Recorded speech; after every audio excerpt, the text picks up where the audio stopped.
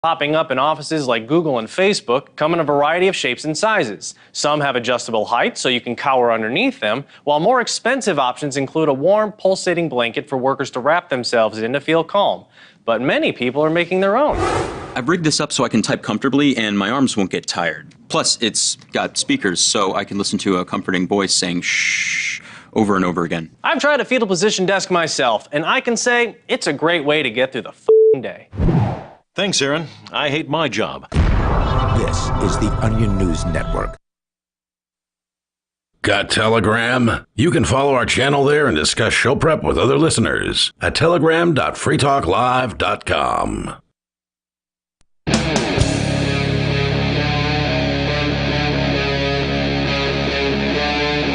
Free Talk Live.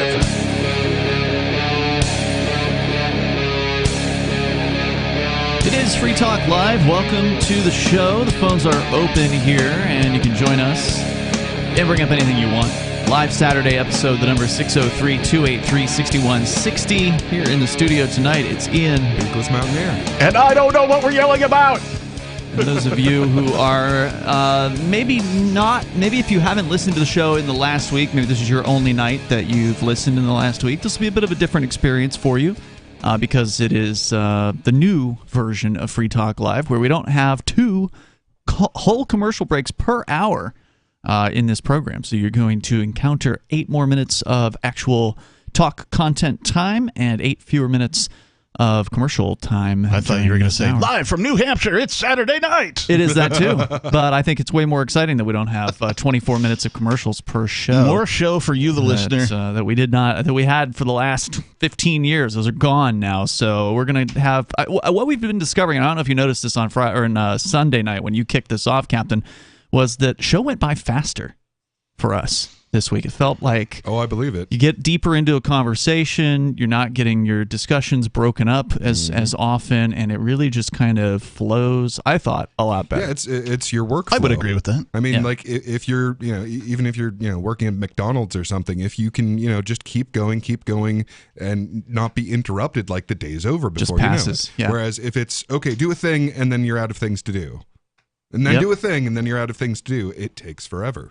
No doubt. So we're going to start out tonight. Well, actually, we're going to go to your phone calls here first. The number is 603-283-6160. But also, the IRS is back in the news. And, of course, it's not good news. Why does everybody spell it?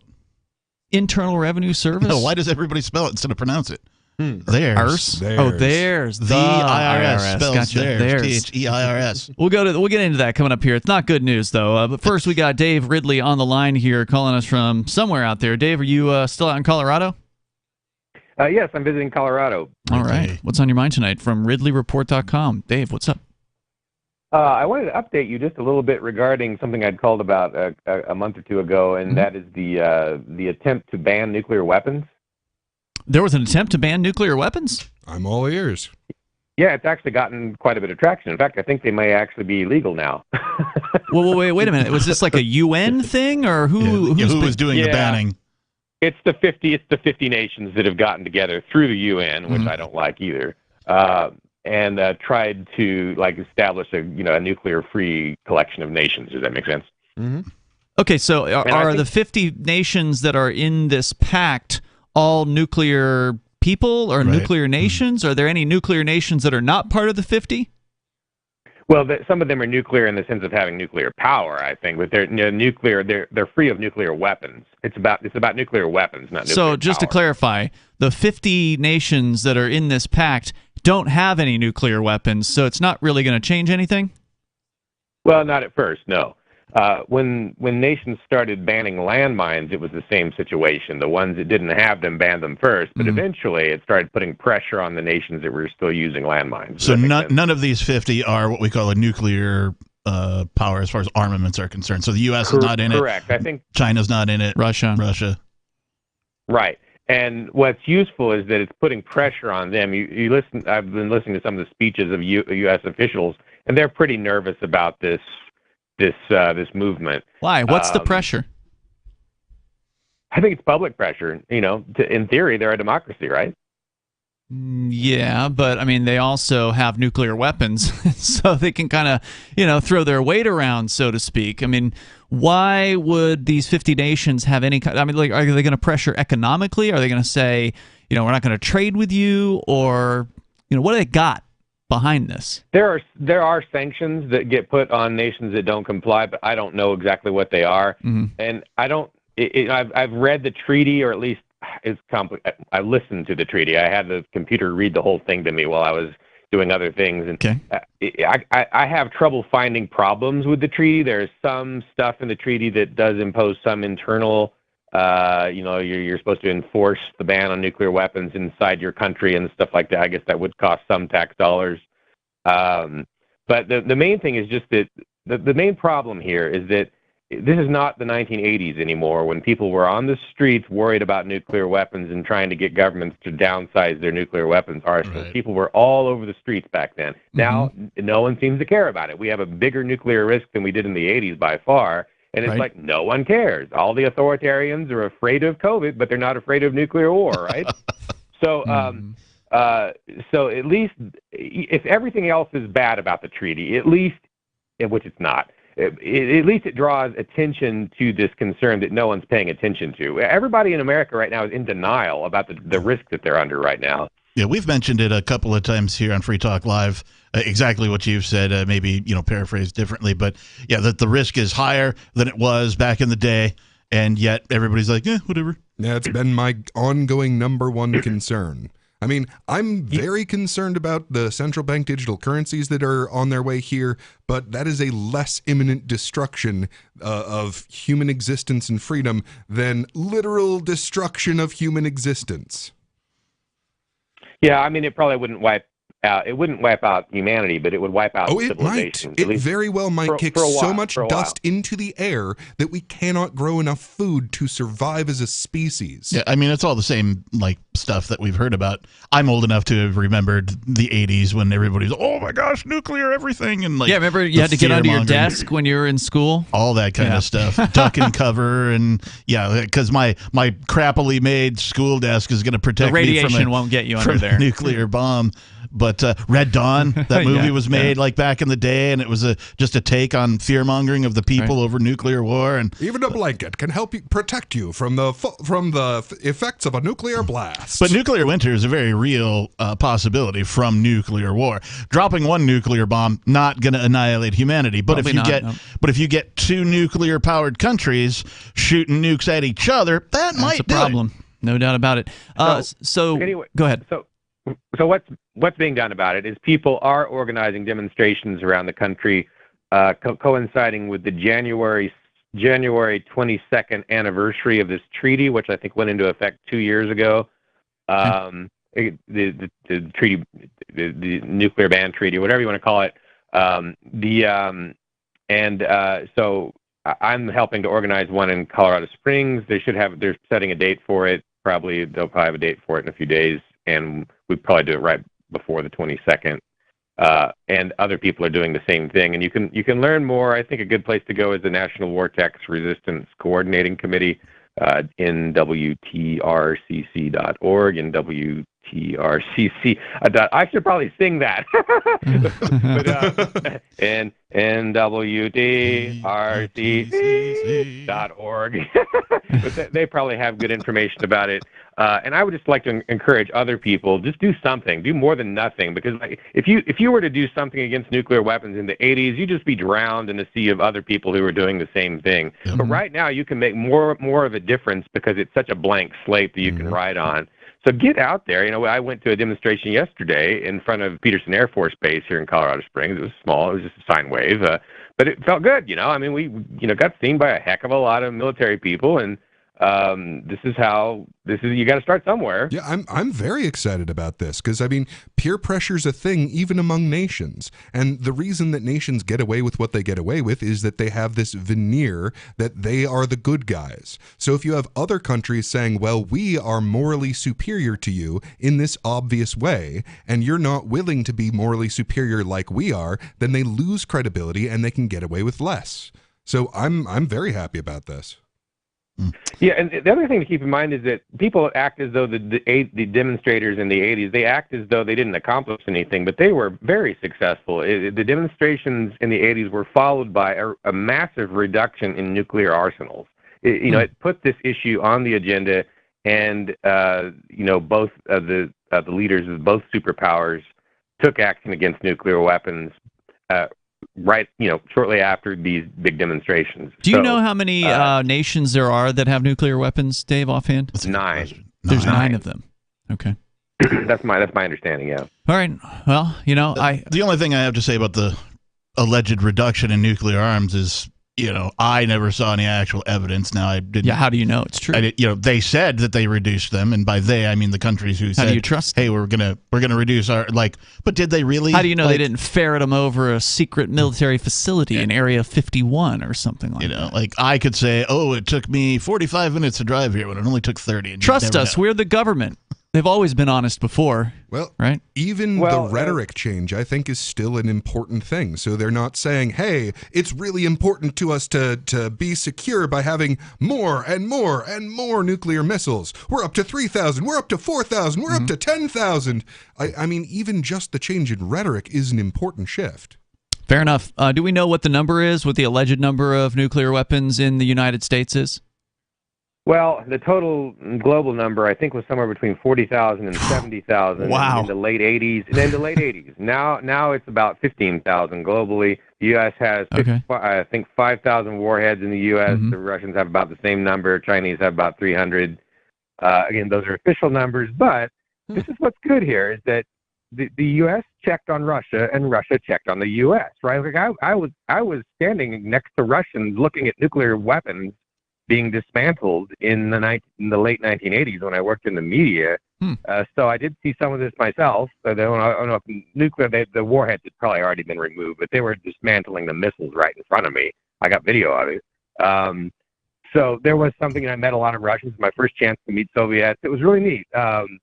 And there was something special that happened in the late 80s, and that needs to be replicated. And one of the steps back then was lots of demonstrations, so we're trying to do that again. All right, Dave, I appreciate it. And I appreciate that they're making a difference between nuclear energy and nuclear weapons, because that, to my mind, was one of the major downsides of what was accomplished in the early anti-nuclear weapon movements and activists, was that they also made a ban on nuclear energy in the process. That was stupid. That only helped the oil companies and the military-industrial complex. And now it's needed more than ever. Thank you, Dave Ridley. Appreciate the call. Thanks for the news. Feel free to keep us updated as this develops. He does bring up an interesting point about sort of the lack of government transparency, right? When we talk about things like, they've reduced the number of nuclear warheads in the United States, or, some countries have agreed to limit to X number or reduce. Well, what did they do with the ones when they got rid of them? Where did they go? Did they launch them at the sun or something like that? They take them apart, right? Okay, but then buried them in the desert. Buried them in the, so they're just, potential landmines of toxicity somewhere in a desert, right? That kind of thing. But like Nevada. But it illustrates the lack of transparency. Anybody who lives in the United States of America should be able to go and look at the U.S. arsenal of nuclear bombs. Anybody. And go, okay, well, there's 15,000 or whatever, however many number there is. But they don't. Just like you should be able to go and see any number of things that the government keeps from you. Information, salaries, how much money is going into these black programs and that kind of a thing. Yeah. And so good luck with that. It should quote be, unquote state secrets. Yeah, it should be completely transparent. And it's not. And so that's because they don't work for you. Well, of course. And so that throws a wrench in all the people who believe that of the people and for the people and by the people, because it ain't. Yeah, that's just propaganda. Yeah. That's just what they teach you in government school, so you can buy this, this line, hook, line, and sinker of what they want you to believe. And we it's know just nonsense. And we know when we happen to get a window into a government program, like say public schools, for example, over the COVID thing, when all the public schools went to Zoom classes, when parents could actually see what was happening. Parents could see, they're like, oh, really? This is what goes on. This is how they teach. No. Yeah. And we've seen a continued uptick in people taking their kids out of schools and homeschooling. That was one of the bright sides, if there were some bright sides of the whole COVID situation, is more people are out of the government school system than ever before. That's and not true. only last year, but the year before as well. No doubt about so it. It continues to rise.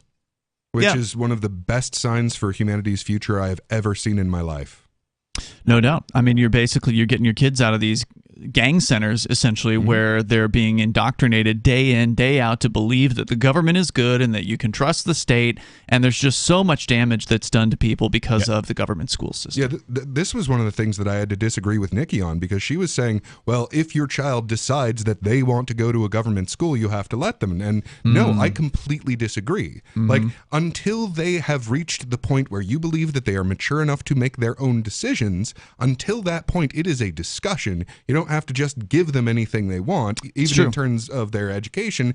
And when it comes to government education, it is unbelievably dangerous. Like, your chances of getting shot go through the roof. Your chances of getting sexually molested go through the roof. I mean, these are stories that never get covered on corporate media, but the chances of getting molested in a public school are way higher, even time for time, than your chances of getting molested in a Catholic church. Or just plain old bullying. You know, that's pretty common in government school. Yeah, even the standard, so-called socialization that you receive is unbelievably damaging to people. Yeah, I mean, it's like being in prison. Yeah, well, and it's scientifically proven that the more exposure that you have to people outside your age group, the better it is on average for your empathy. Now, in schools, they always segregate you completely from everyone except the authority figure who is outside your age range. So you don't learn empathy that way.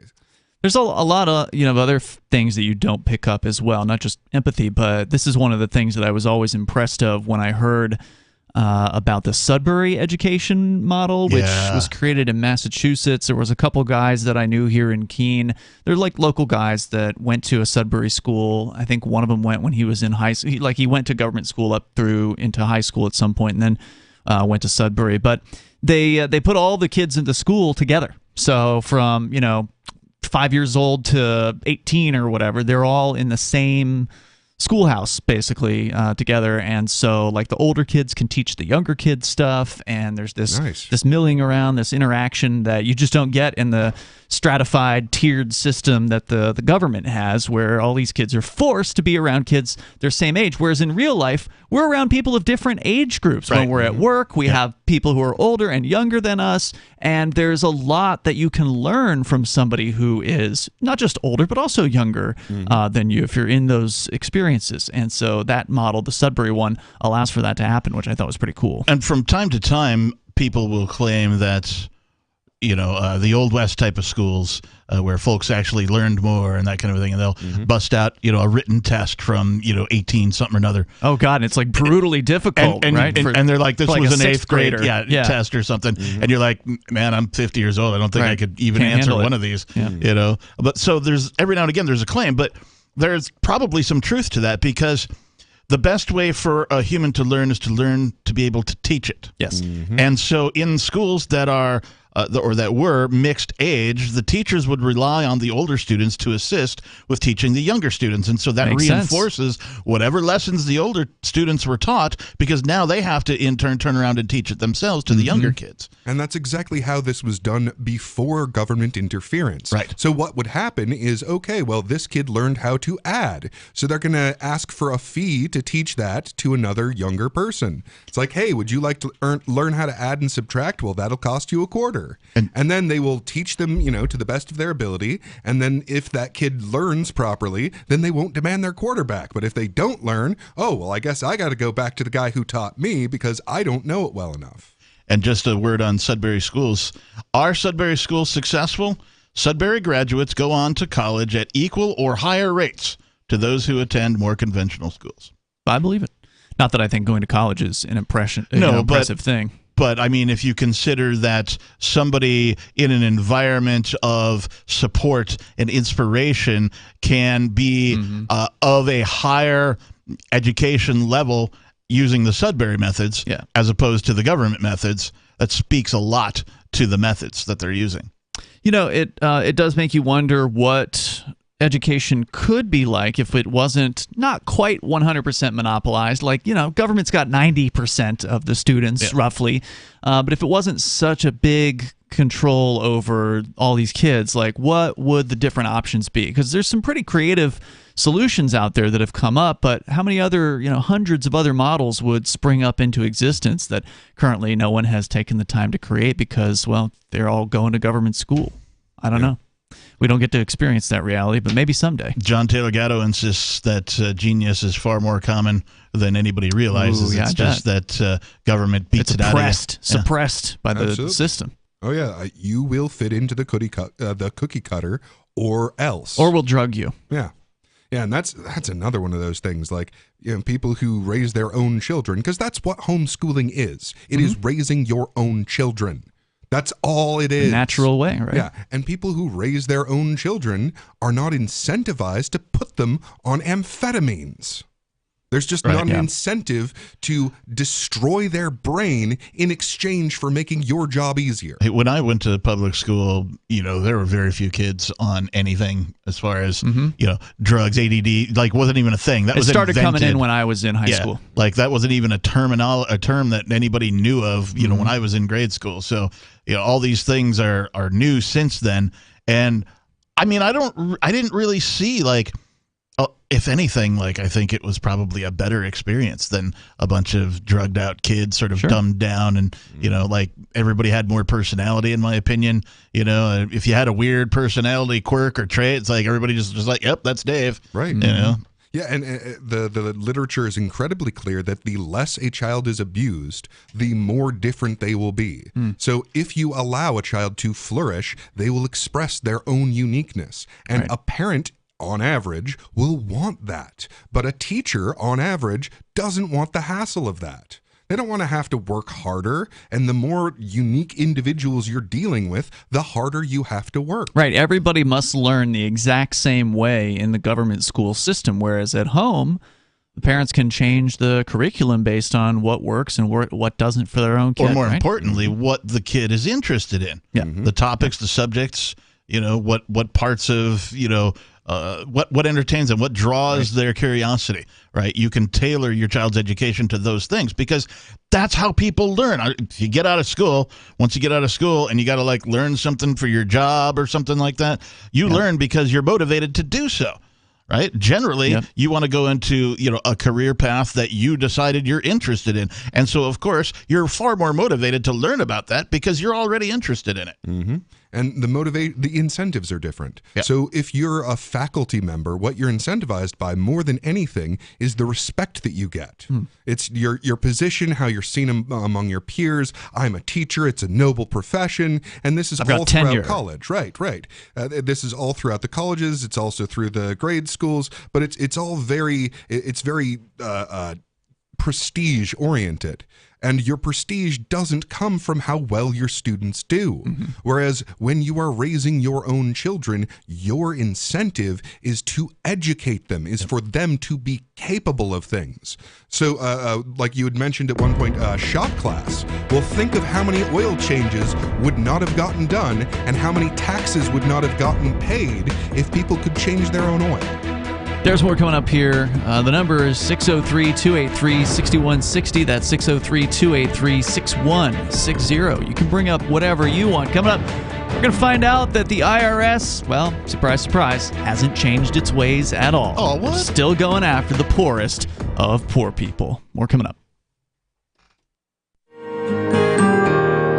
So the protection of life, liberty, and property is what the Free State Project is all about. But it's an effort to move 20,000 people who understand. It's about demonstrating to the entire country that, we can have a free market, a truly free market. Making it just a freer, great place to live. It's the world's largest voluntarist libertarian community, and it's only getting bigger. That's amazing. To be able to move to a place where other people passionately believe in being free and independent. What the Free State Project is managing to do, though, is to put their money where their mouth is. It's physically getting up across the country and saying, let's go someplace and let's demonstrate the power of these ideas. There's a lot of kind of philosophy that surrounds liberty. There's a lot of thinking about it and talking about it. But here in New Hampshire, people are doing it. 101 Reasons Liberty Lives in New Hampshire, a documentary by Free State Project Early Movers. Watch it free at 101reasonsfilm.com. 101reasonsfilm.com. From Feature Story News in Washington, I'm Simon Marks with the Week in Review. And the week ended with commemorations marking the second anniversary of the January 6th uprising on Capitol Hill by Donald Trump's violent supporters. President Biden awarded the Presidential Civilian Medal to more than a dozen police officers and election officials, praising them for their work defending American democracy. On this day of remembrance, joined by the Vice President and the Second Gentleman and all of you, we honor a remarkable group of Americans who embodied the best before, during, and after January the 6th, 2021. As that ceremony was taking place, the House of Representatives was locked in continuing crisis, as it was for the entire week. Republican leader Kevin McCarthy struggled for days to become the next Speaker of the House, second in line for the presidency. Late on Friday, it became apparent that concessions he'd offered to his far-right critics were paying off, but as Speaker, he will face huge ongoing pressure from the Republican right throughout the next 2 years. In Britain, the year began with fresh public sector strikes. Ambulance workers became the latest to announce fresh walkouts. Postal workers, nurses and train drivers are already engaged in pay disputes. Monday will see face-to-face meetings by union leaders with Prime Minister Rishi Sunak. Patricia Marquis is with the Royal College of Nursing. If we can meet on Monday and negotiate a new award for this year that we can put to our members, then we will call off our strikes later this month. But the government is preparing fresh legislation to restrict strike action for many public sector workers. Russian President Vladimir Putin ordered a 36-hour ceasefire in Ukraine to mark Orthodox Christmas. Ukraine rejected it as a cynical move. Yuri Sak is an advisor to Ukraine's Minister of Defense. People who are killing children, bombing kindergartens, they declare a very Christian and very noble ceasefire. I'm really having difficulty to contain my anger and my outrage. The US, Japan and many other countries introduced COVID-19 tests for arriving passengers from China. Beijing slammed the move, but the week also saw several prominent Chinese arts and cultural figures passing away, seemingly from COVID-19. Prince Harry's memoir hits bookshops on Tuesday, but after a series of leaks, we already know what's in it. TV interviews with the Duke will air on both sides of the Atlantic this weekend. Royal commentator Peter Hunt. Well, I suppose as viewers and listeners, it would be helpful if we saw him challenged, because I mean, by definition, an autobiography is his side of the story. From our perspective as viewers and listeners, it would be helpful and good to see him challenged on some of these issues. From bureaus worldwide, this is FSN. Our Matrix server is about as free as internet chat can be. Join the existing rooms or create your own at chat.freetalklive.com.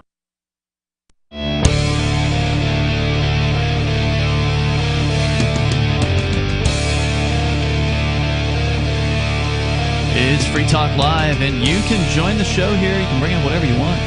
The number is 603-283-6160. That's 603-283-6160. Live Saturday show. And in the studio tonight, we've got Ian. Bigless Mountain Air. And the Reverend Captain Kickass is also here. We started out with a discussion about nuclear weapons, thanks to Dave Ridley, who'd called in. Of course, you're welcome to comment on that. Government indoctrination centers, a.k.a. schools, and the alternatives. So many things to talk about. But the IRS, I've got a story about them, and I know you do as well, Peakless. We'll get into that.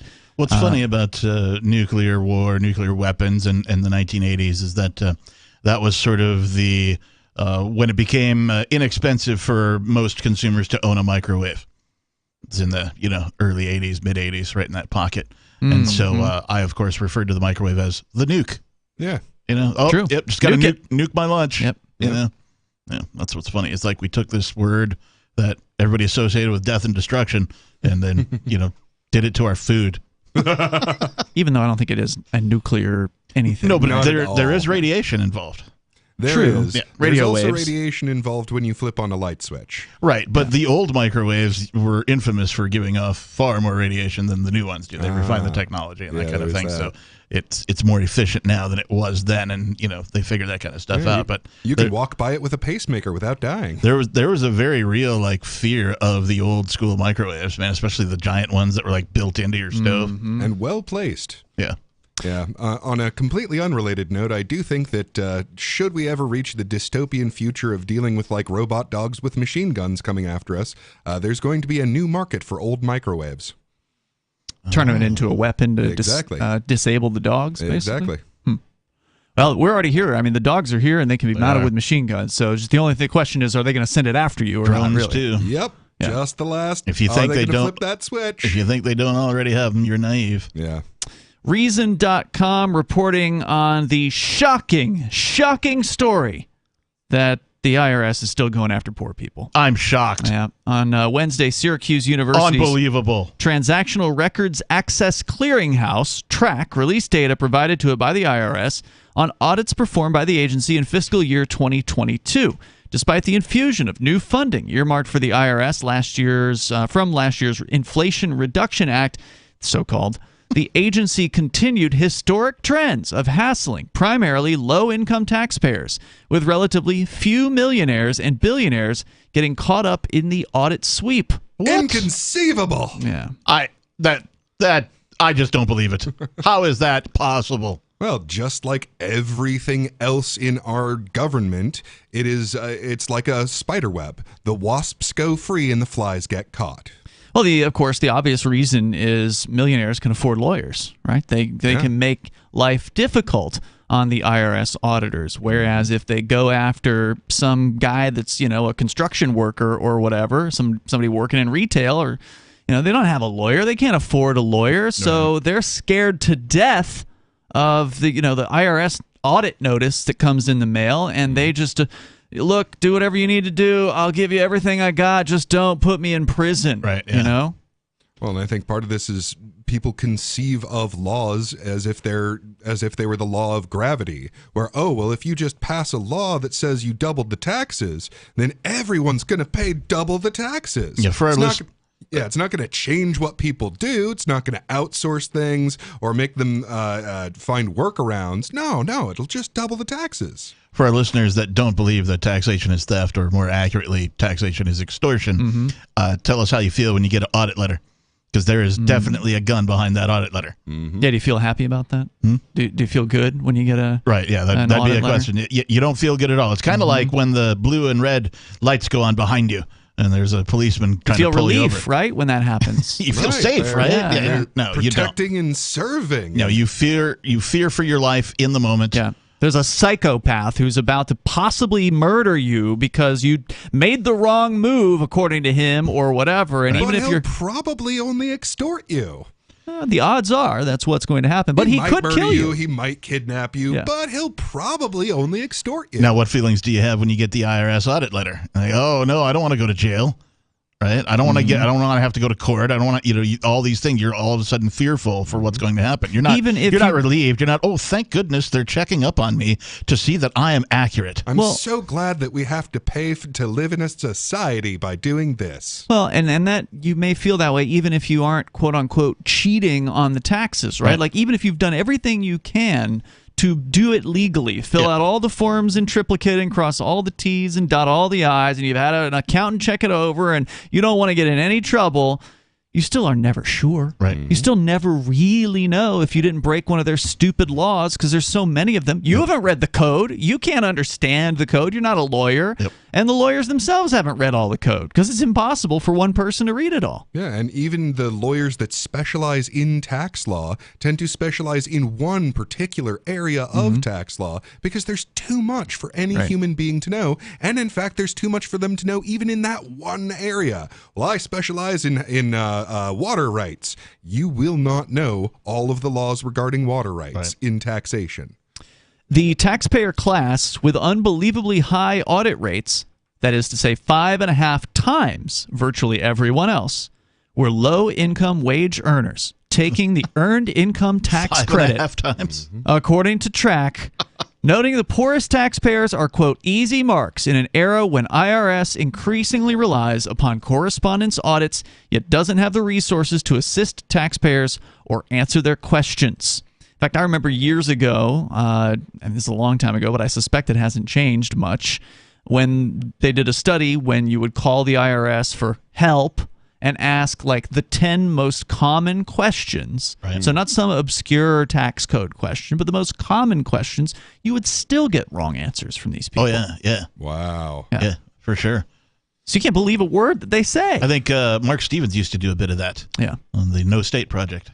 In fact, if one ignores the fiction of auditing a millionaire through simply sending a letter in the mail, the odds that millionaires received a regular audit by a revenue agent, 1.1%, was actually less than the audit rate of the targeted lowest income wage earners, whose audit rate was 1.27%. That can't be right. The Inflation Reduction Act, passed in August of last year, directed $80 billion worth of new funding over the next decade to the IRS so it could hire 87,000 new workers. But don't worry, everyone.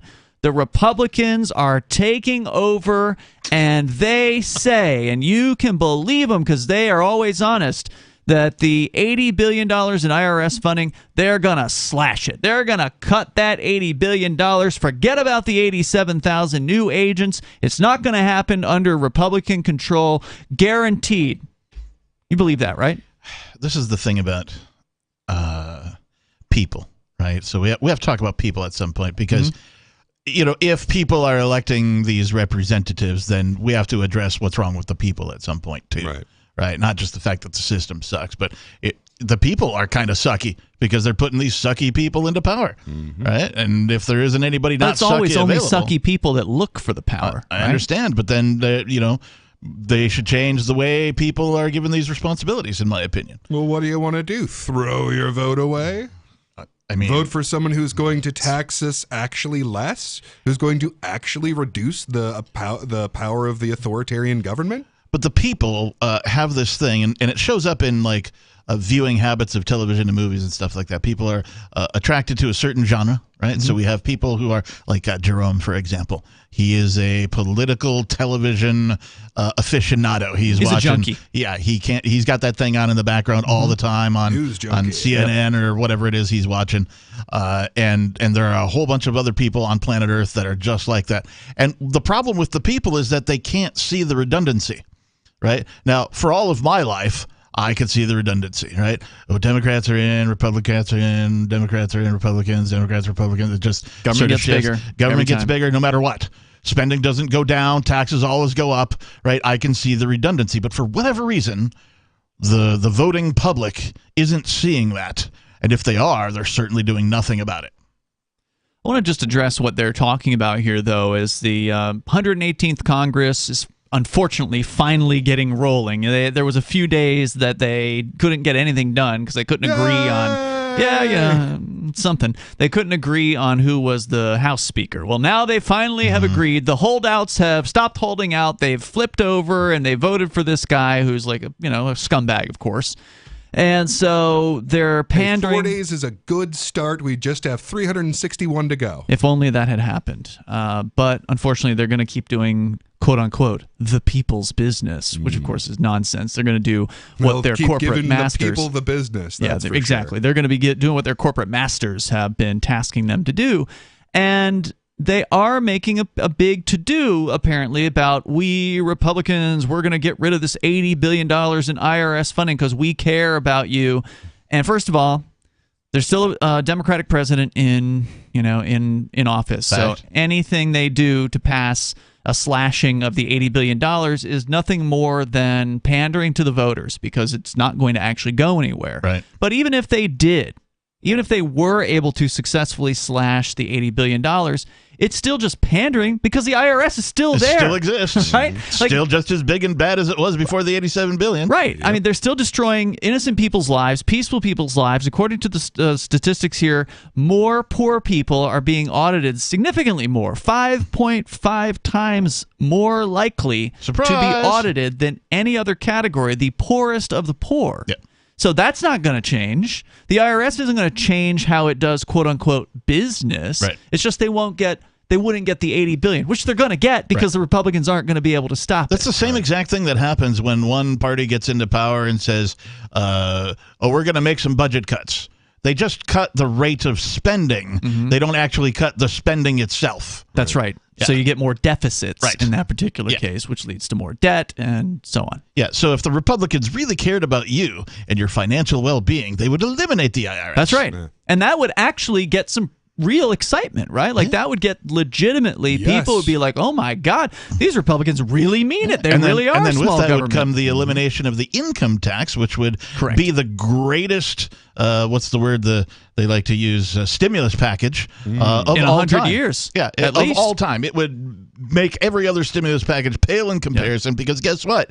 If you get to keep more of what you earn, you're a more prosperous person. And you get to decide where your money goes to. And one of the things that people tend not to think about when they're like, oh, well, if you let them keep their money, okay, here's one of the things that happens when you let people spend their own money is all of the things that would happen because that money got spent. Okay, so I give that money to you, and you're going to spend that money on this, and they're going to spend that money on this, and they're going to spend that money on this, and they're going to spend that money on this, and these forces combine. It's not additive. It's not even multiplicative. It's an exponential shift in positive economic activity. It's an exponential increase in people getting their wants and needs met. That's because you are the best person to decide how to spend your money, not someone you have no idea who it is in Washington, D.C. How to spend your money, how to live your life, who to associate with, how to build your own house, how to many number of things. You are the best person to be the captain of yourself. Even if you make a mistake, that's okay too. Everybody makes mistakes with money. At least it's your mistake, and you can learn from that mistake instead of handing over, a third or a fourth or half of your income or the money that you make to these bureaucrats. You have no power to stop the mistake when the bureaucrats make it, right? In every other situation in life, if you're giving money to an organization and they do a crappy job, you're free to stop giving them your money. But when they take your money from you, you have no freedom to stop the idiocy. And every improvement in the economy results in a drastic improvement in criminal behavior. Because when you are broke, when you are poor, you make poor decisions. Like when you are barely scraping together enough to survive, you're not going to wait for a good job where you'll be doing the best of your ability. You'll take what's offered. And, a certain portion of the population, that means that they're going to rob people. They're going to steal things. Whereas, if you're wealthy enough that you can make good decisions, you don't have to victimize others, and you can wait to find the better use of your time and talents. Let's go to the phones here. We got caller. You're on the line. What's your name? You're on Free Talk Live. This is Kevin from Florida. Hey, Kevin. What's on your mind tonight? Yeah, I'm calling from Governor DeSantis' territory. It seems like Florida... Wait. Did Governor DeSantis go around like urinating in places and claim it as his territory?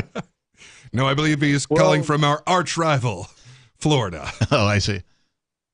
Well, it seems like the freedom lovers have moved to Texas and Florida over the past 2 years. Of course, it was caused by the government. Agreed. In terms of folks moving here, 60-40 was the final government decision here in Florida in 2022 when DeSantis ran again. And, we have 0% income tax, as does Texas.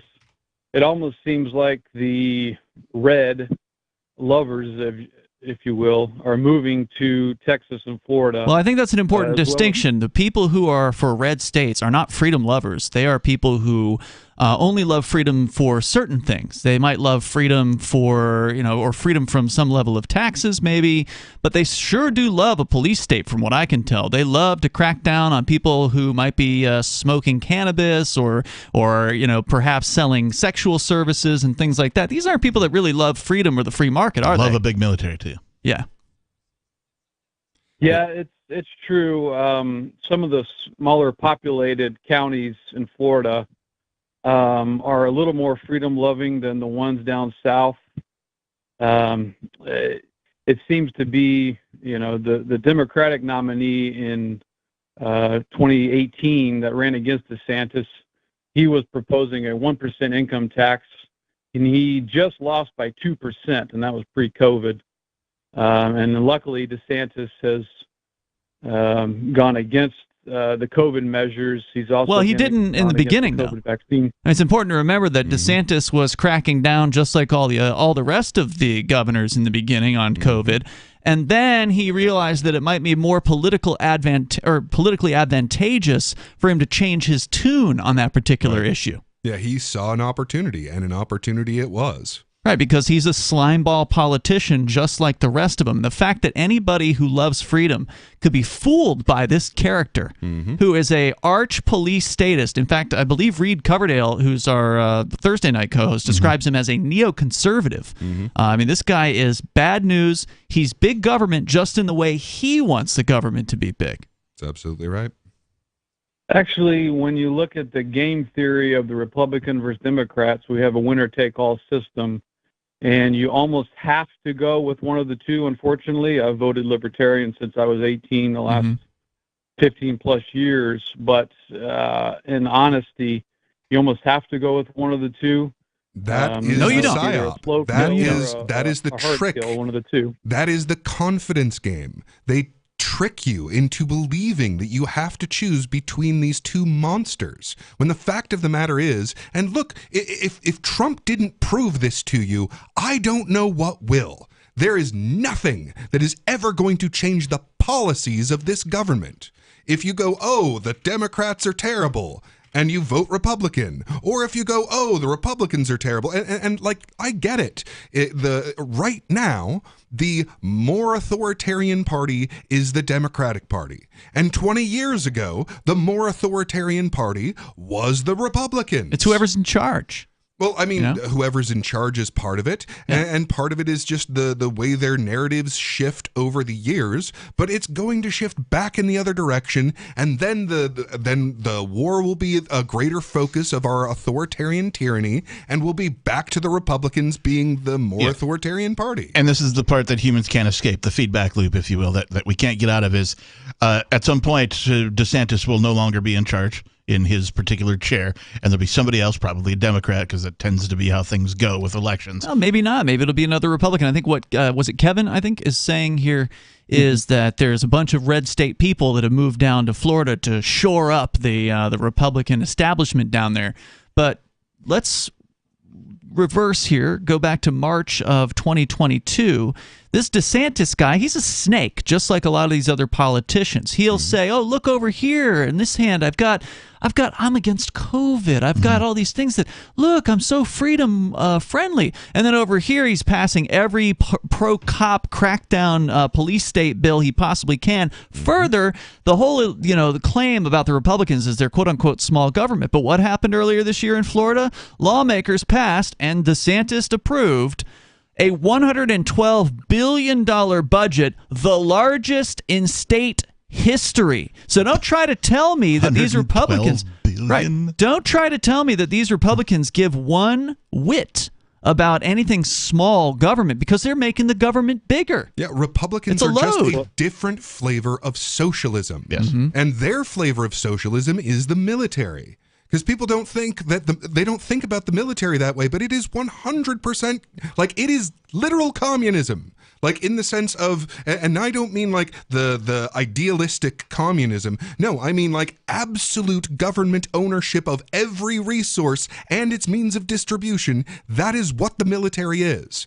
And the Republicans are absolutely that flavor of socialist. Now, the Democrats, they don't get rid of the military either, but they're a different flavor of socialism. Go ahead. DeSantis is promoting private homeschool and charter schooling methods. He's allowing $6,000 per child. So if you want to send your child to homeschool or a pod school or a charter school or private school, he is allowing that over the past few years. And I do see a bit of freedom erupting from those, where you can subscribe to maybe a Tom Woods homeschool, or, hire your own pod school teacher to teach 4 or 5 students, in your own home or in your neighborhood. Yeah, but think about this. How is it that has to be allowed? How is it that you weren't free to do that anyway? Right. I think that's good, though. I mean, look, I'll give credit where credit's due. If he's supporting homeschool, good for him. There's something like that here in New Hampshire where they have what they call the education savings accounts. It's not what we want to see, right? We want to see a complete end to all government education. They shouldn't be taking the money from you in the first place in order to just hand it back to you in the form of a check you then have to beg them for. Right.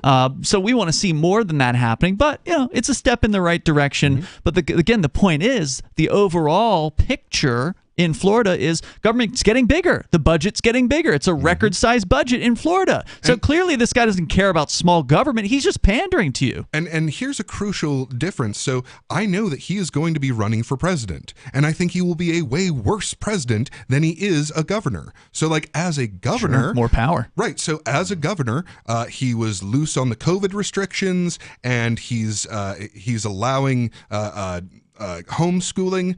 That's not going to happen when he's president if he makes president. He's not going to do away with the Department of Education. He's not going to slash their funding. He's going to increase their funding. He's not going to reduce their ability to batter down doors and have SWAT teams. He's going to increase that. Kevin, anything else you want to share? I do think that modern monetary theory is kind of the unspoken truth amongst both state and D.C., so right now, you pretty much have to go with real estate, gold, Bitcoin, and try to limit the damage as the U.S. falls further into tyranny. Unfortunately, absolutely I will right. say that I do enjoy your show, Free Talk Live.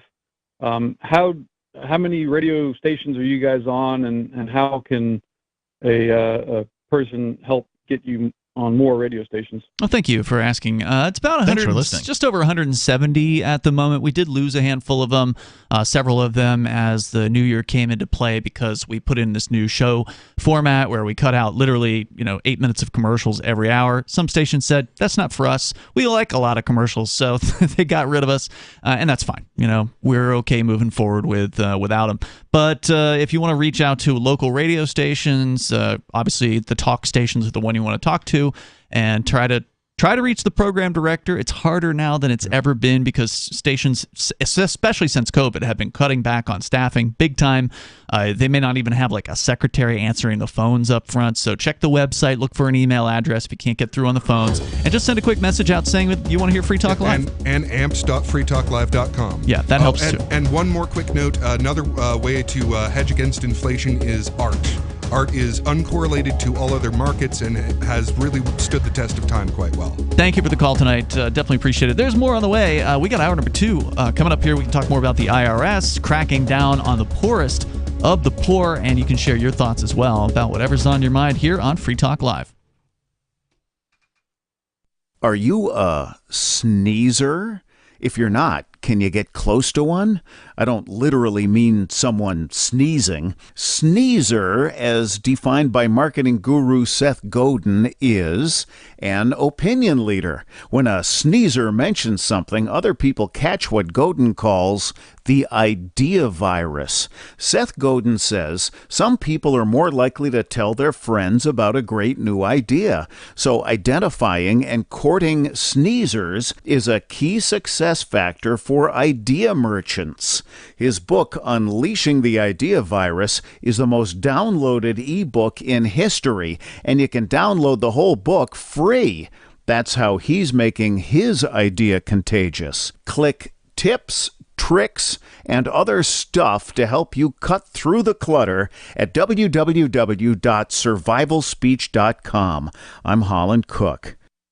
Looking for a great real estate investment? Consider New Hampshire, which is ground zero for the Liberty Movement. Your first call should be to Mark Worden from Porcupine Real Estate. He's more than just a real estate agent. He's your New Hampshire concierge. Where are the best places to live? Do you want farm, city, the burbs, or forest? Do you want a duplex or multifamily building so that renters pay your mortgage? There are homes in all price ranges in New Hampshire, and Mark can help with financing too. Invest in Liberty and property. Mark Worden can help. PorcupineRealEstate.com. Tired of cancel culture? Sick of mega tech corporations holding an axe over your head? Join the LRN.FM Matrix chat server. It's self-hosted, so no one else can tell us what to do or say. Don't like the existing channels? You can make your own. You can even connect into some of our channels from other Matrix servers. It's federated. For the full LRN.FM Matrix experience, though, you should join our server via the step-by-step instructions at chat.lrn.fm. Chat.lrn.fm.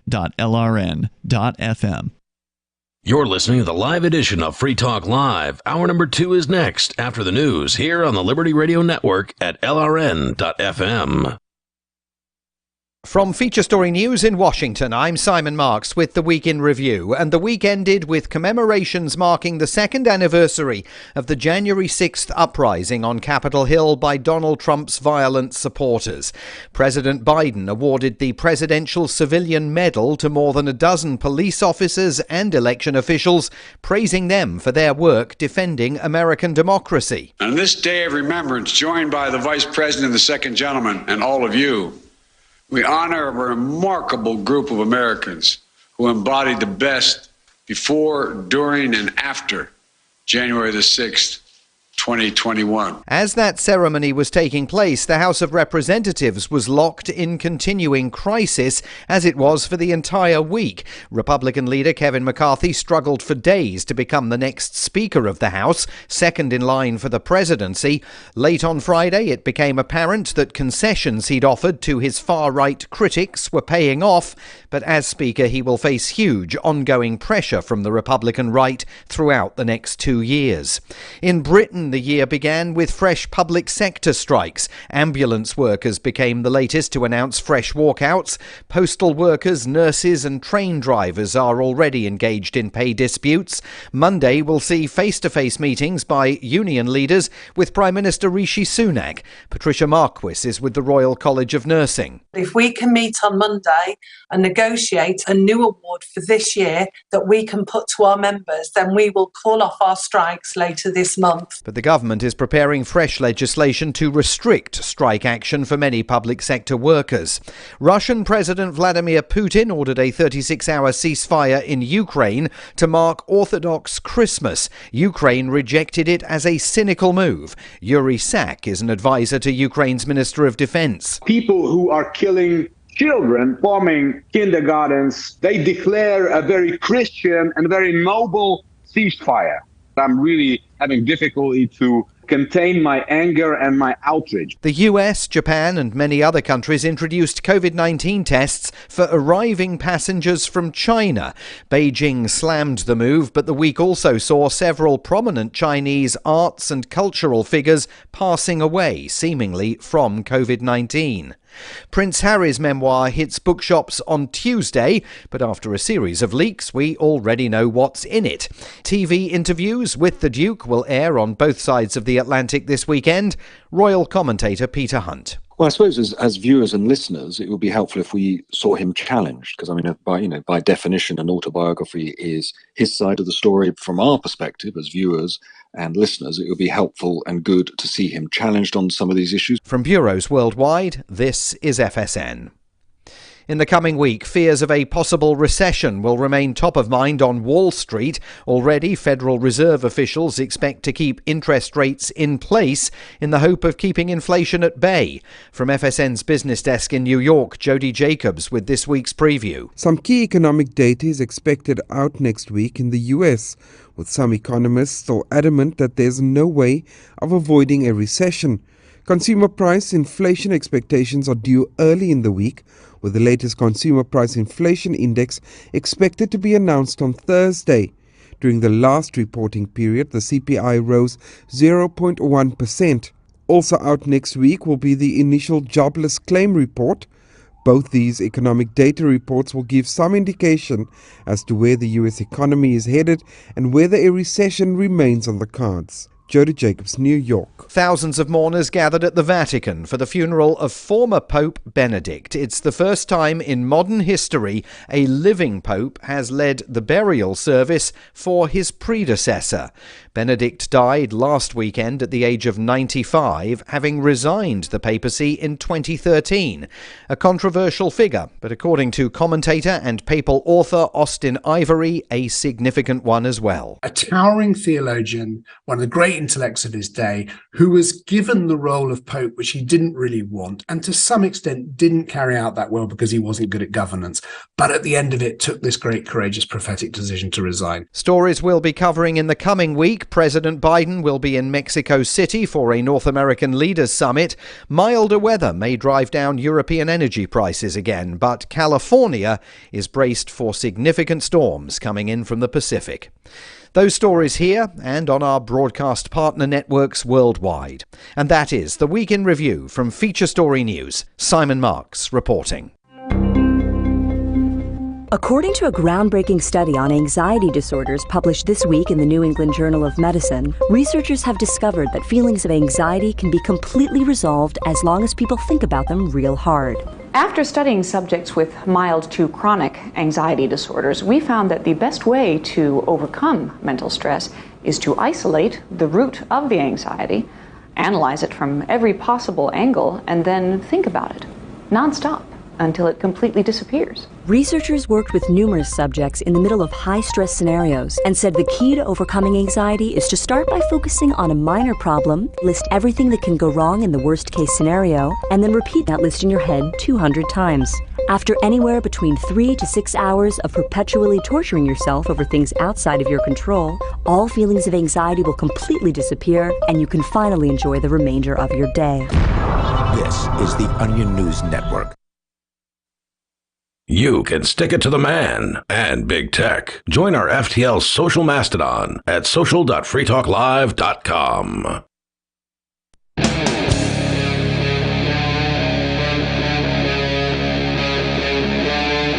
Free Talk Live. It's Free Talk Live, and you can join us here. Bring up whatever you want. We're kicking off the second hour of the show. Phones are open. The number is 603-283-6160. That's 603-283-6160.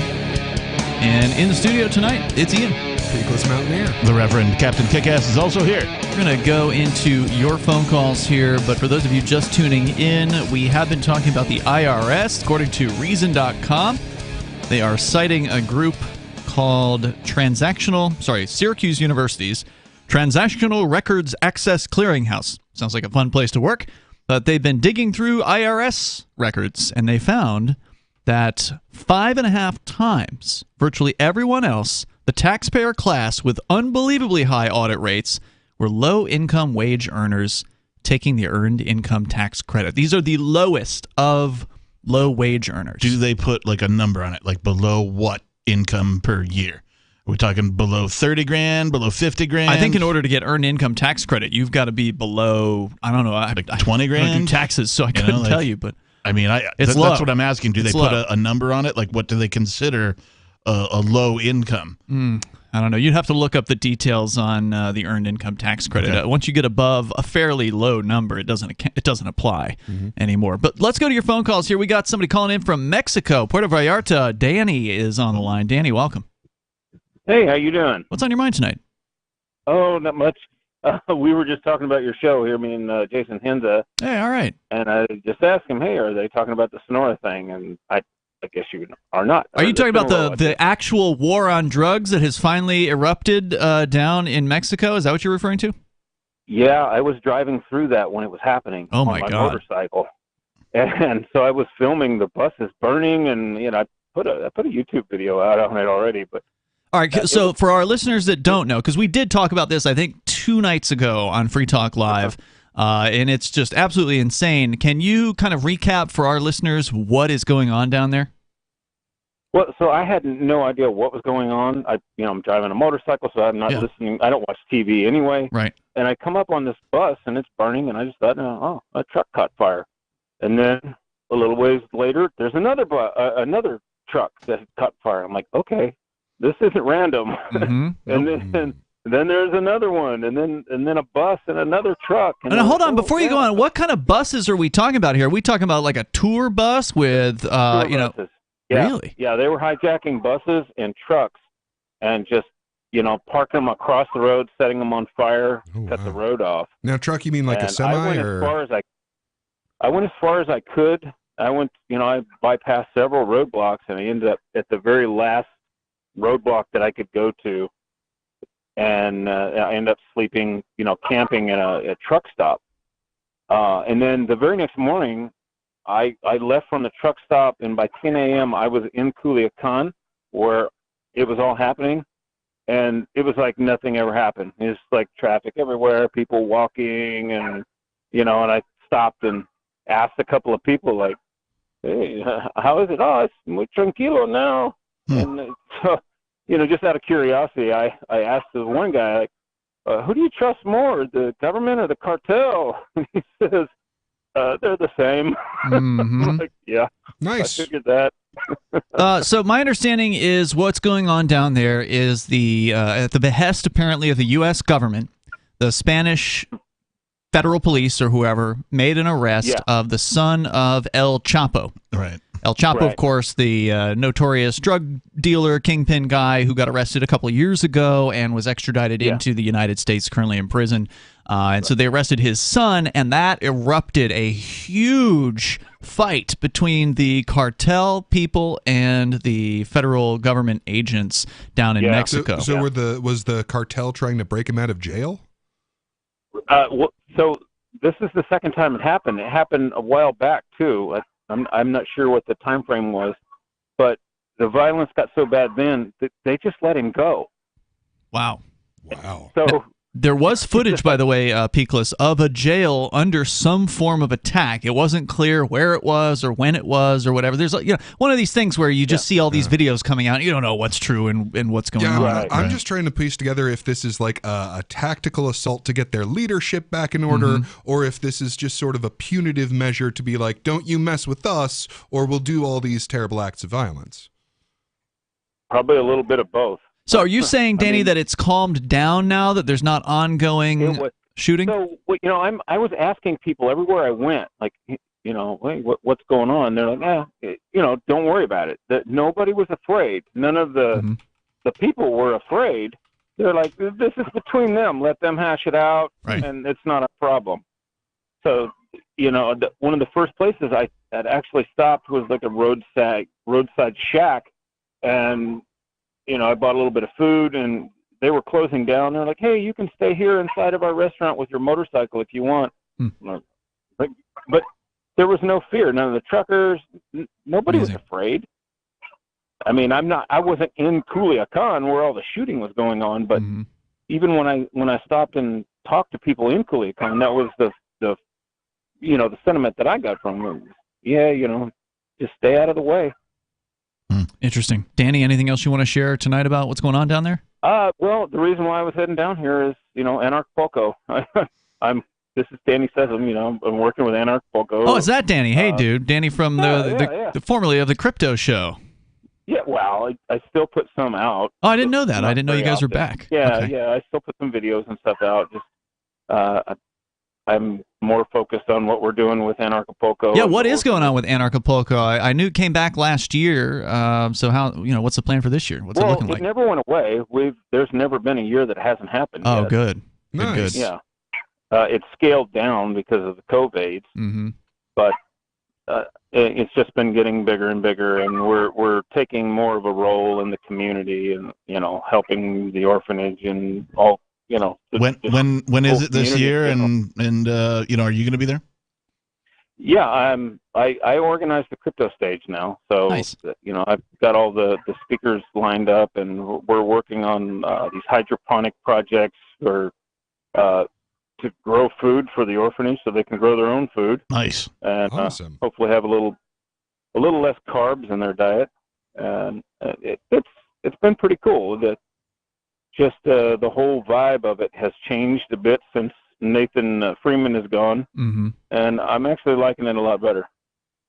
Nice. I miss attending. Unfortunately, I'm on bail conditions now, so I can't leave the country. But it was always a good event. Yeah, that sucks. I hope you don't get nailed with bullshit time. Oh, I'm sorry, we can't let you say that on the broadcast radio, Danny. But I do appreciate you calling us up here tonight, man. Thank you for for the update. The number here is 603-283-6160. We are doing a radio show still, even though it feels a little more like an internet show. It's still an actual radio show. I hope you don't get nailed with BS either. Yeah, me too. We still fear the FCC like people fear the IRS. Yeah. Well, the whole thing has been BS, that's for sure. And, I'm not going to likely walk away with no damage from this, obviously. I've been found guilty now by a jury of my so-called peers. And so funny how your peers are, by definition, people who don't know what Bitcoin is. Yeah, well, one of them did at least, and he wasn't a fan of it, apparently, from what I understand. But that aside, we'll keep you up to date as that goes on. And so he's talking about this cartel versus government thing. Yeah, it's crazy. I can't help but think like, oh, so this is what Republican versus Democrat would be like if they were honest. Like if they actually shot at one another? Yeah. Great. I mean, they're fighting they over really control work together. of a government. They actually work together. Yeah. And at the moment, they're like having a dispute. Well, I mean, but the difference here, though, is that the cartel doesn't want to be your government. They just want to sell drugs. They're busy doing that thing, and they want to be. No, okay, so a cartel in general, the way that they operate, includes things like, okay, this person's allowed to sell drugs here. Mm-hmm. No one else is allowed to sell that's drugs a territory in this area. thing. Okay, that's the same thing as licensure. I get what you're saying there, but that's only over that one product. They don't want to tell you can't open a business to sell soda pop or whatever. Whatever business they're in, they don't want you in. Well, obviously that's true. And if a cartel gained enough power, I guarantee that they would be in soda pop. Well, the problem is soda pop is legal, and so the only way a cartel is going to do business in something is if it's prohibited. So you have the government to blame for the existence of the cartel, but a lot of people, as I understand it, who've lived in areas where there's a cartel presence are sort of like what Danny was talking about there. It was like, hey, you leave them alone, and for the most part, they're going to leave you alone. You probably aren't going to get caught in the crossfire if you're not hanging around with these characters, right? Like they target people specifically, generally. If you hear about the violence, people getting their heads cut off or whatever, all the horrific things that they allegedly do, and it's not like strangers, it's not just randos that they're picking off the streets. You're not going to get kidnapped likely by the cartel unless you're a member of a competing cartel. Or the police or something, Or if you are selling cannabis in their cannabis selling zone. That would make you a competing cartel, basically. I'm not afraid of the Coke cartel. I'm not afraid of the Pepsi cartel. I'm afraid of the Shasta cartel. Oh, yeah? The Shasta cartel. Maybe the Sundrop cartel. Look, I'm not saying the cartel are good guys, right? But I'm not going to say they're as bad as the Mexican government is. The Mexican government presumes to dominate you, just as the federal government in the United States does, on everything that you do. They presume that you owe them some annual percentage of the money that you make, and I've never heard the same thing about the cartels. So, well, it still reminds me of picking between Democrat and Republican. I mean, you're still picking from one violent gang or another. And sure, one of them is definitely better and definitely evil. Do you think that in the absence of governments, drug cartels go away because now they're just businesses? Definitely. I mean, are there liquor cartels? I mean, beyond the fact that there's still regulations of liquor and still, there's still limitations on who can and can't enter the industry. I mean, like, they're not shooting even each other. outside of, like the Mexican drug cartels specifically, I guess, because we're talking about it. If governments didn't exist and everybody's free to trade as they want to, then do the cartels just become business people? Well, in a free market, cartelization is a transitory problem. And what I mean by that is when you don't have a fully established and socially accepted gang forcing a particular group to be the only ones allowed to do a thing. When you don't have that, yeah, sure, every now and again, some of the big players will get together and do like a price fix. But the reward for breaking that price fix is so high that inevitably one of them does, and then the cartel ends. Okay. If you want to join the show here, the number is 603-283-6160. If there's any updates on what's going on in Mexico, I'd love to hear about it. Again, it's one of those things where it's hard to really get a real feel. Kind of like the Ukraine situation. There's just random videos coming out, and you don't know if they're from 2014 or if they're from yesterday or what. But the videos that were coming out were pretty crazy, with like alleged cartel members with heavy weapons shooting apparently at helicopters shooting at them, and just like wild stuff. Sounds like warfare to me. Yeah, Well, and an actual drug war. Like normally the other side, the drugs side, doesn't fight back, right? Like normally it's just a war on drugs, where the drugs just keep getting captured and the people that are selling the drugs get captured, and there's usually never any real pushback from the cartel side. You usually don't see much as far as like them defending themselves. Usually, they capture a guy, he goes to prison, and that's the end of him, right? He gets replaced by his lieutenants, and then the war, the thing moves on. But here, there was actually bullets and other things being sprayed from both directions. Now, there is one thing I'd like to point out is that a lot of mafias, and there's really a very little difference between a cartel and a mafia. There's kind of for sure. Right. So a lot of mafias do shakedowns. Nice shop you got here. Yeah. Be a shame if something were to happen to it. So I'll protect that for this fee, which is identical to taxes, with the exception that is not seen as a moral good by society. Mm-hmm. Well, and also the exception that the mafia or the cartel is probably more likely to keep their end of the bargain than a government is. Right. We can continue here. The number is 603-283-6160. I was just looking to see if there's any other news coming out of Culiacan, which is part of the Sinaloa state in Mexico. That is on the west coast of Mexico, so not quite south of California, but a little ways in. Not southern Mexico, but don't know much else about it. But you're welcome to join us here if you want. So we were talking about the IRS here. Unfortunately, that's something that a lot of people have experience with. And a lot more people than you might want to imagine have experience getting audited by the IRS, including, according to the story here, more likely to be poor people being targeted by the IRS. This is what Reason.com is sharing here. They talk about the Biden administration and others claimed that this so-called Inflation Reduction Act that added the $80 billion to the IRS budget, added the alleged 87,000 new workers. They said this would no way increase audits for those making under $400,000 a year. Which, of course, means that that's exactly what happened. It did increase, even though they said there's no way it would.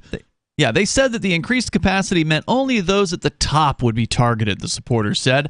But this ignores how the IRS's incentives work and how agency-wide reform might be too heavy of a lift.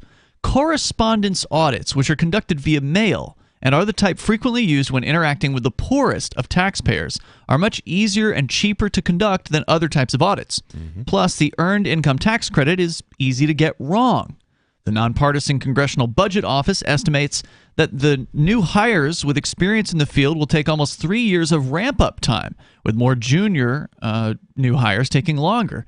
The lag time between 2022's infusion of funding and legitimately increased capacity will be enormous if the agency can even snag the best in the industry, when TurboTax and H&R Block will surely be swelling their own ranks. It makes sense that, given a dearth of experienced auditors not likely to be fixed soon, the agency would rely on the easiest and least time-consuming types of audits, which are these correspondence audits.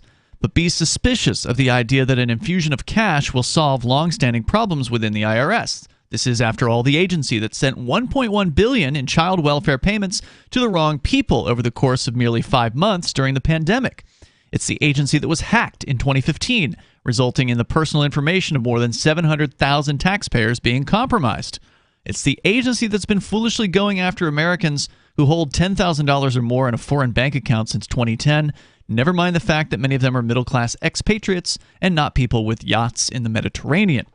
And it's the agency that enabled the richest Americans' intimate financial information to be thumbed through by ProPublica readers. It will take more than a little cash to fix all of this, and as the IRS's competence and tenacity increase, so too will the tenacity of the vast infrastructure of accountants and lawyers hired by the rich to creatively minimize their tax burdens. And you got to love how they shift the rules so that, $600, which, like, good luck getting a 2-week paycheck that's under $600, right? Oh, well, $600 moved into a bank account. You better make sure to give us a report of that. Gotta file those forms. Now, how many billions of dollars have we sent to Ukraine? 110, I believe, at this point. Are you sure? Because no one's sure. No, we're not even going to bother to try to set anyone up to see where any of that money is going, to have the slightest accountability of the billions of dollars that are getting thrown over there. Yeah, how about that would slow down it coming back into the politicians' pockets, as we specifically saw happen through Sam Bankman-Fried. How about we open up for public scrutiny every politician's personal bank accounts? Wouldn't that be lovely? Well, yeah. I mean, if they want to demand, if they're not doing anything wrong, they got nothing to hide, right? Right. Yeah. They should lead by example and turn over the last 7 years of all their bank account records. I think that's a great idea, Captain. I'm sure they're going to propose that. I'm an idea guy. This year, right? Yeah. They're gonna run with that one. Yeah, well, I mean, even if they did, which, fat chance of that, but even if they did, what usually happens with politicians is they get their job in politics in a position of power, they do all of these favors for all of their political donors, and then after they retire is when they collect all of their money from all of those donors. Sure. Through, speaking fees. Yep. That is my absolute favorite grift. Oh, I'm a consultant now. Pay me. Yeah, sometimes they just get straight up hired by the corporations for whatever purpose. Yep, they'll get hired by those corporations. They'll get consultant fees. They'll get speaking fees. Another one of my favorites is the book deals that they get, which no one's buying those books. Of course. No one cares what they have to say, but it's a great way to pay them off and make it look legitimate. I, of course, can't wait for the results of the independent investigation that the government has put upon themselves to find out why so many politicians start out at their whatever their salary is, but then when they get out, they're multimillionaires. Right. I can't wait for the results of that independent investigation that the government has put on. I want to go back to your claim that no one's buying the politicians' books. Yeah, absolutely. I don't believe it, because there are a bunch of people in the United States who are absolutely obsessed. You mentioned Jerome earlier, right? Like, this guy reads and thinks about He's politics. He's going to call now. We've summoned him. I'd be happy to hear from Jerome. I love his calls. But they're constantly obsessed with these political people, and they want to know what they're doing. They want to know what they're thinking. They think they're important. We don't think so. For some people, politicians are the equivalent of like People magazine.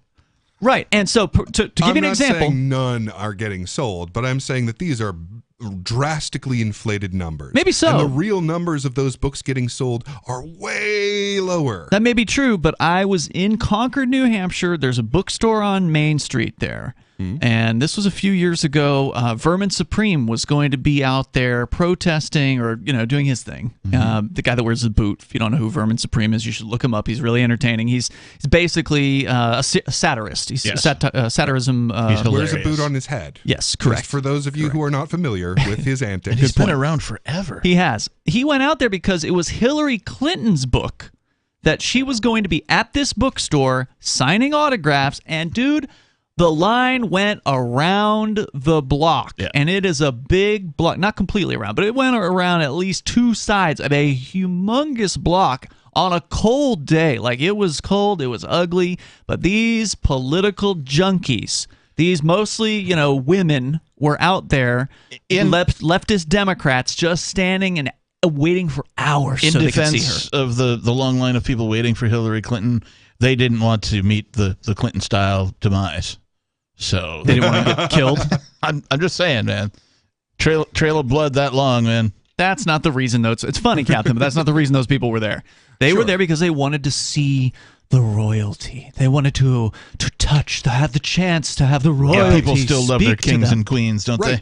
And those are two different things. So it's one thing to and it really is a religious thing. Like, I want you to be in my presence and place your mark upon my property so that a piece of your power and your blessed divineness will be mine to keep. That's one thing. Now, but they still bought the book. Sure, because that was the only way to get the signature. Right. Now, someone's sitting at home and going on Amazon and going, I really want to know what this politician has to say. That is way less common.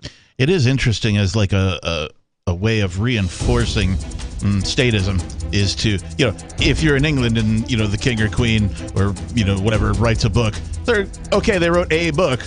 Here in the U.S., you get, in every so many number of years, a new king or queen. And so, you get a new book every 4 to 8 years or whatever it is. Oh, God. They probably didn't even write it. Probably a ghostwriter. Oh, I'm sure. The number here is 603-283-6160. You can join the show, and we're going to continue. Calls and thoughts are welcome. It's Free Talk Live. Free Talk Live.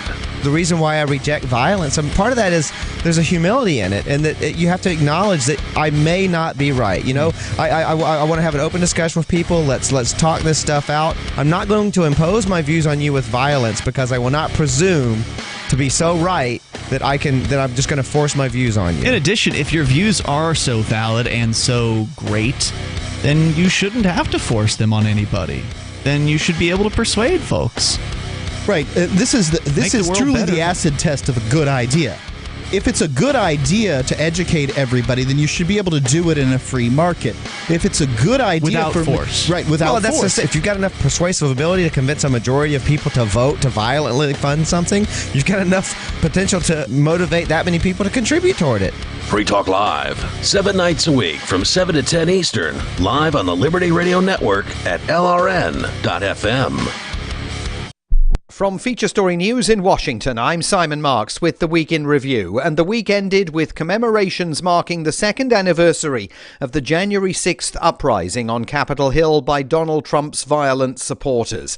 President Biden awarded the Presidential Civilian Medal to more than a dozen police officers and election officials, praising them for their work defending American democracy. On this day of remembrance, joined by the Vice President and the Second Gentleman and all of you, we honor a remarkable group of Americans who embodied the best before, during, and after January the 6th, 2021. As that ceremony was taking place, the House of Representatives was locked in continuing crisis, as it was for the entire week. Republican leader Kevin McCarthy struggled for days to become the next Speaker of the House, second in line for the presidency. Late on Friday, it became apparent that concessions he'd offered to his far-right critics were paying off, but as Speaker, he will face huge ongoing pressure from the Republican right throughout the next 2 years. In Britain, the year began with fresh public sector strikes. Ambulance workers became the latest to announce fresh walkouts. Postal workers, nurses and train drivers are already engaged in pay disputes. Monday will see face-to-face meetings by union leaders with Prime Minister Rishi Sunak. Patricia Marquis is with the Royal College of Nursing. If we can meet on Monday and negotiate a new award for this year that we can put to our members, then we will call off our strikes later this month. But the government is preparing fresh legislation to restrict strike action for many public sector workers. Russian President Vladimir Putin ordered a 36-hour ceasefire in Ukraine to mark Orthodox Christmas. Ukraine rejected it as a cynical move. Yuri Sak is an advisor to Ukraine's Minister of Defense. People who are killing children, bombing kindergartens, they declare a very Christian and very noble ceasefire. I'm really having difficulty to contain my anger and my outrage. The US, Japan and many other countries introduced COVID-19 tests for arriving passengers from China.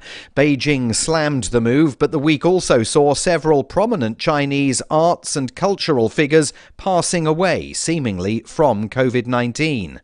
Prince Harry's memoir hits bookshops on Tuesday, but after a series of leaks, we already know what's in it.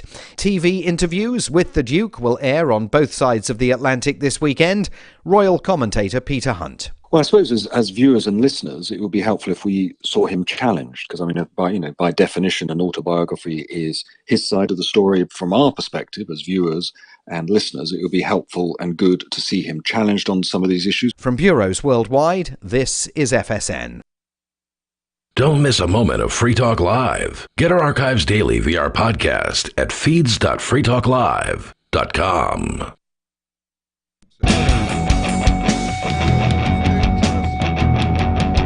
It is Free Talk Live, and the phones are open if you want to join us here.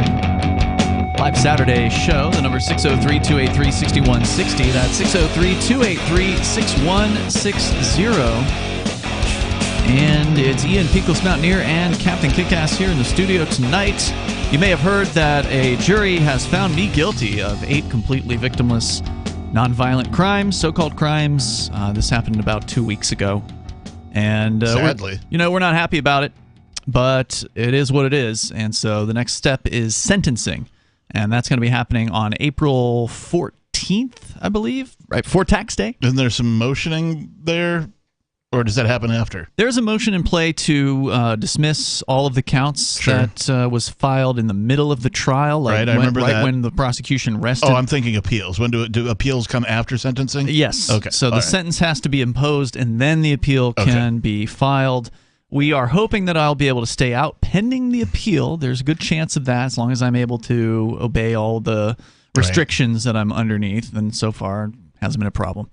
So that's what's kind of in play at the moment. If you would like to say a thing to the judge in this case about what you think should happen as far as sentencing is concerned, we do have an address that you can write a letter to, and there's instructions. All you got to do is go to letters.freetalklive.com. That'll take you to a blog post that I made earlier this week. There have already been a large number of people, more than I don't know what I expected, but I definitely appreciate the people that have been reaching out, and it's really nice to hear from people that you made a difference in their life in some way. So thank you to everybody that has already reached out and is saying kind things or willing to say kind things in a letter to the judge. His name is Joseph LaPlante. And to his credit, and I've said this throughout the trial, this isn't something I'm saying just because I got found guilty. Sure. I said throughout the trial that I felt like he was surprisingly fair for a federal judge. We've all heard the horror stories of federal judges, especially Ross Ulbricht's case, of course, where he just totally got railroaded from top to bottom. Couldn't even put on a defense. We were able to put on our defense. Unfortunately, the jury. I don't know that he was fair or if he was attempting to appear fair, because there were some things he did that I didn't like, but I think that yes, based in New Hampshire, he's a New Hampshire guy. I think he's far more likely to at least appear more fair than other federal judges. He made an effort, I feel like, to do that. And so, he did show that he was able to actually listen and change his mind. Remember when our friend Nobody was in jail, he initially had said he was inclined to keep him there, but he'd be willing to listen to the arguments. And then after he heard the arguments, he changed his mind and he let him out. So, I think he can be persuaded.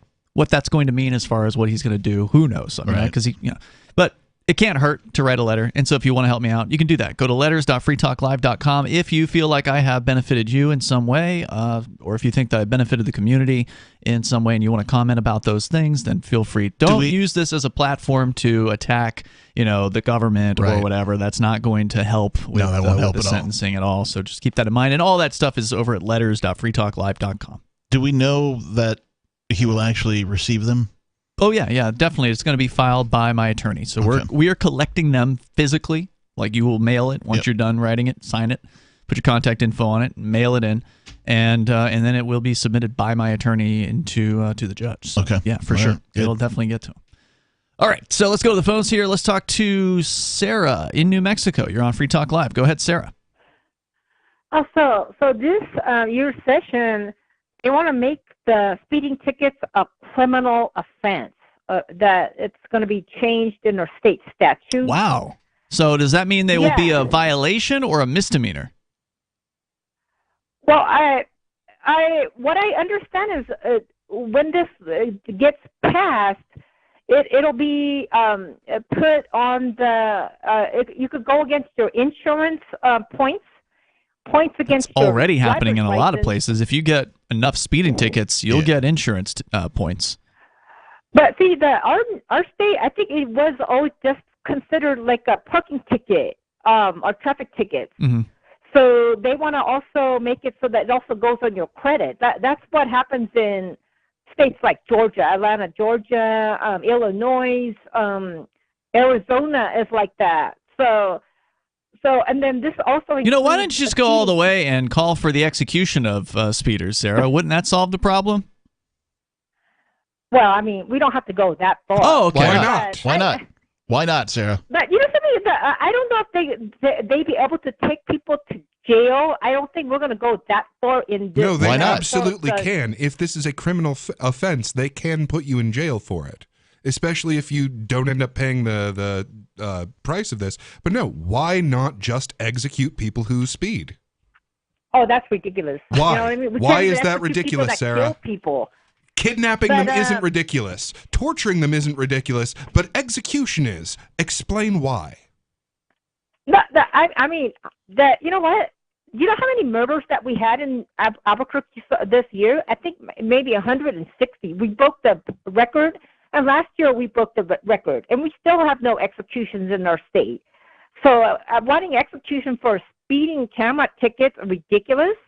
I think that what they're talking about, it's not even, we're not going to even put them in jail. It's just now it's going to go against your driver's. You could lose. Do you want to see them put in jail? Would you like to see that happen to speeders? Should they go to jail?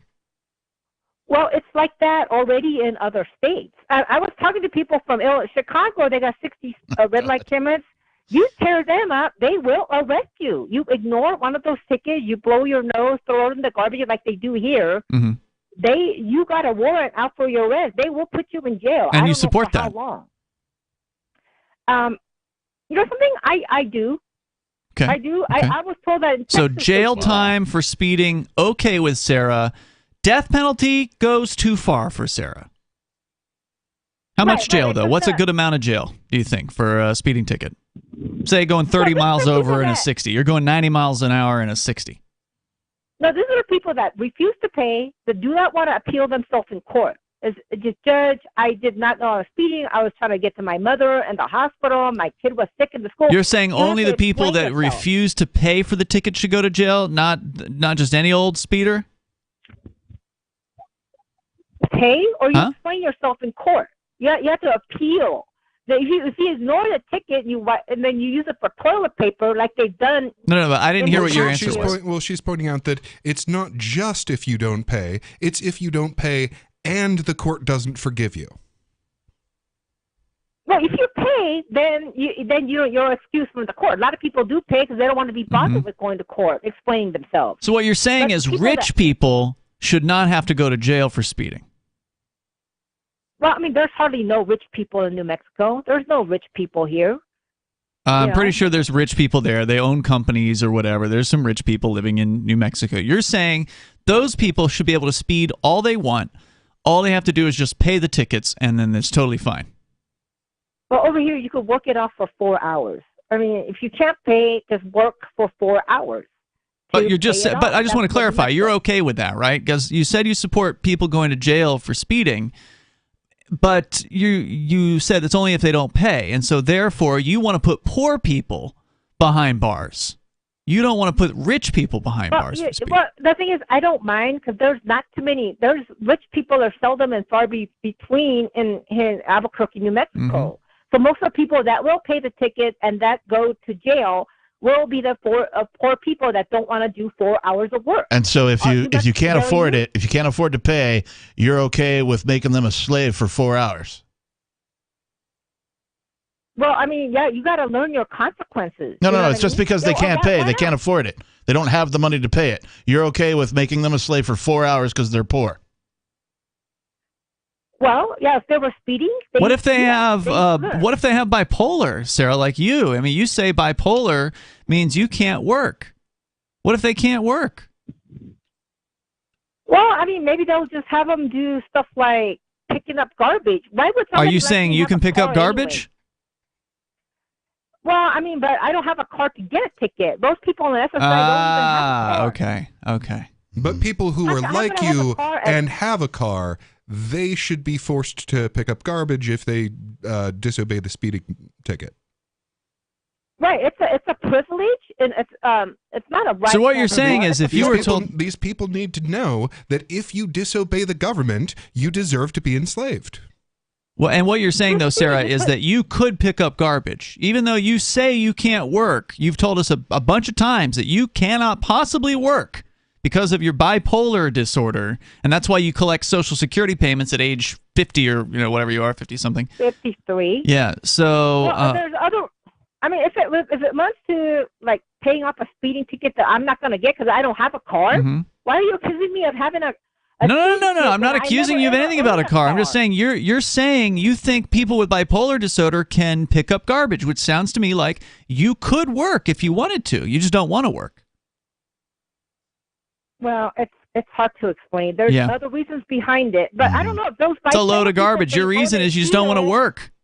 You love having not to work. You love just calling in talk radio all day, every day, talking about the government stuff that you love and more government penalties and tickets and speeding cameras and collecting a check just to sit around the trailer or the townhouse now. And how she wants to impose her will upon other people who do things that she doesn't even have herself. Right. And you want to be as cruel as possible to anyone who is in this other category. I'm not in the category of a driver, but all these other people who are in the other category, do anything you want. Okay, maybe don't kill them, but enslave them, that's fine. Throw them in jail, that's fine. Steal their money, extort them for their money, that's all. That's good. That's actively good to keep them to hurt these people that are in another category that you're not in.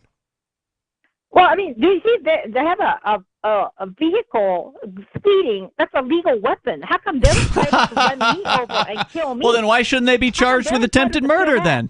Why speeding? I mean, if it's a weapon, manslaughter, vehicular manslaughter every time. Let's get them in prison. There's no cameras to take a picture to catch these. It's always hit and run. There's no consequence. They don't. You have no empathy, do you? Well, so now there's actually one place where we would agree. If they actually cause damage and they get away with it, that's unacceptable. Sure. We agree on that. Yep. But where we disagree is that you think that all of these absolutely cruel things should be done in an attempt to prevent them from causing this damage. And we don't think that you should punish people who haven't damaged anyone. Thank you, Sarah. Well, hold on. Before she goes, I wanted to, she had talked earlier about how she's not on welfare, and I wanted to get a clarification on that.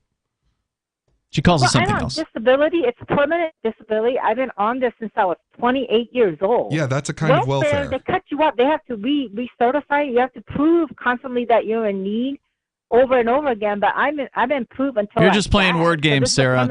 It's just a word game. That's all. It's welfare. Yeah. I mean, I've got a dictionary definition here. Financial or other assistance to an individual or family from a state, city, or national government. That's it. That's what you get. But it's a different thing. But what I'm saying it's not a different thing. You're on welfare, Sarah. You should have made it like this a long time ago. Sarah, you're just playing legal games. I don't want to talk about the speeding tickets anymore. Let's talk about you. You're just playing legal word games here. Welfare has a definition. What you're on, Social Security quote-unquote disability for your bipolar disorder, is straight-up welfare because you are absolutely capable of working. You just admitted tonight you could pick up garbage if you wanted to. For 4 hours, but 4 hours, yeah, 4 hours a day. You could get a garbage pickup job. That's a shift. Not 4 hours a day, but are you? You could though. Huh? You could. Are you the one that's running the Social Are you crippled? Security? Well, otherwise we'll have like 5.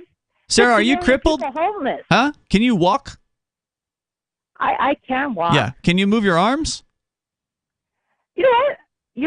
Are you my doctor or something? I do not have to answer your questions. So no, you don't. You're right. Goodbye. The number here is 603-283-6160. Let's go to Major Payne in Michigan. You're on Free Talk Live. Go ahead, Major. I can cure the problem.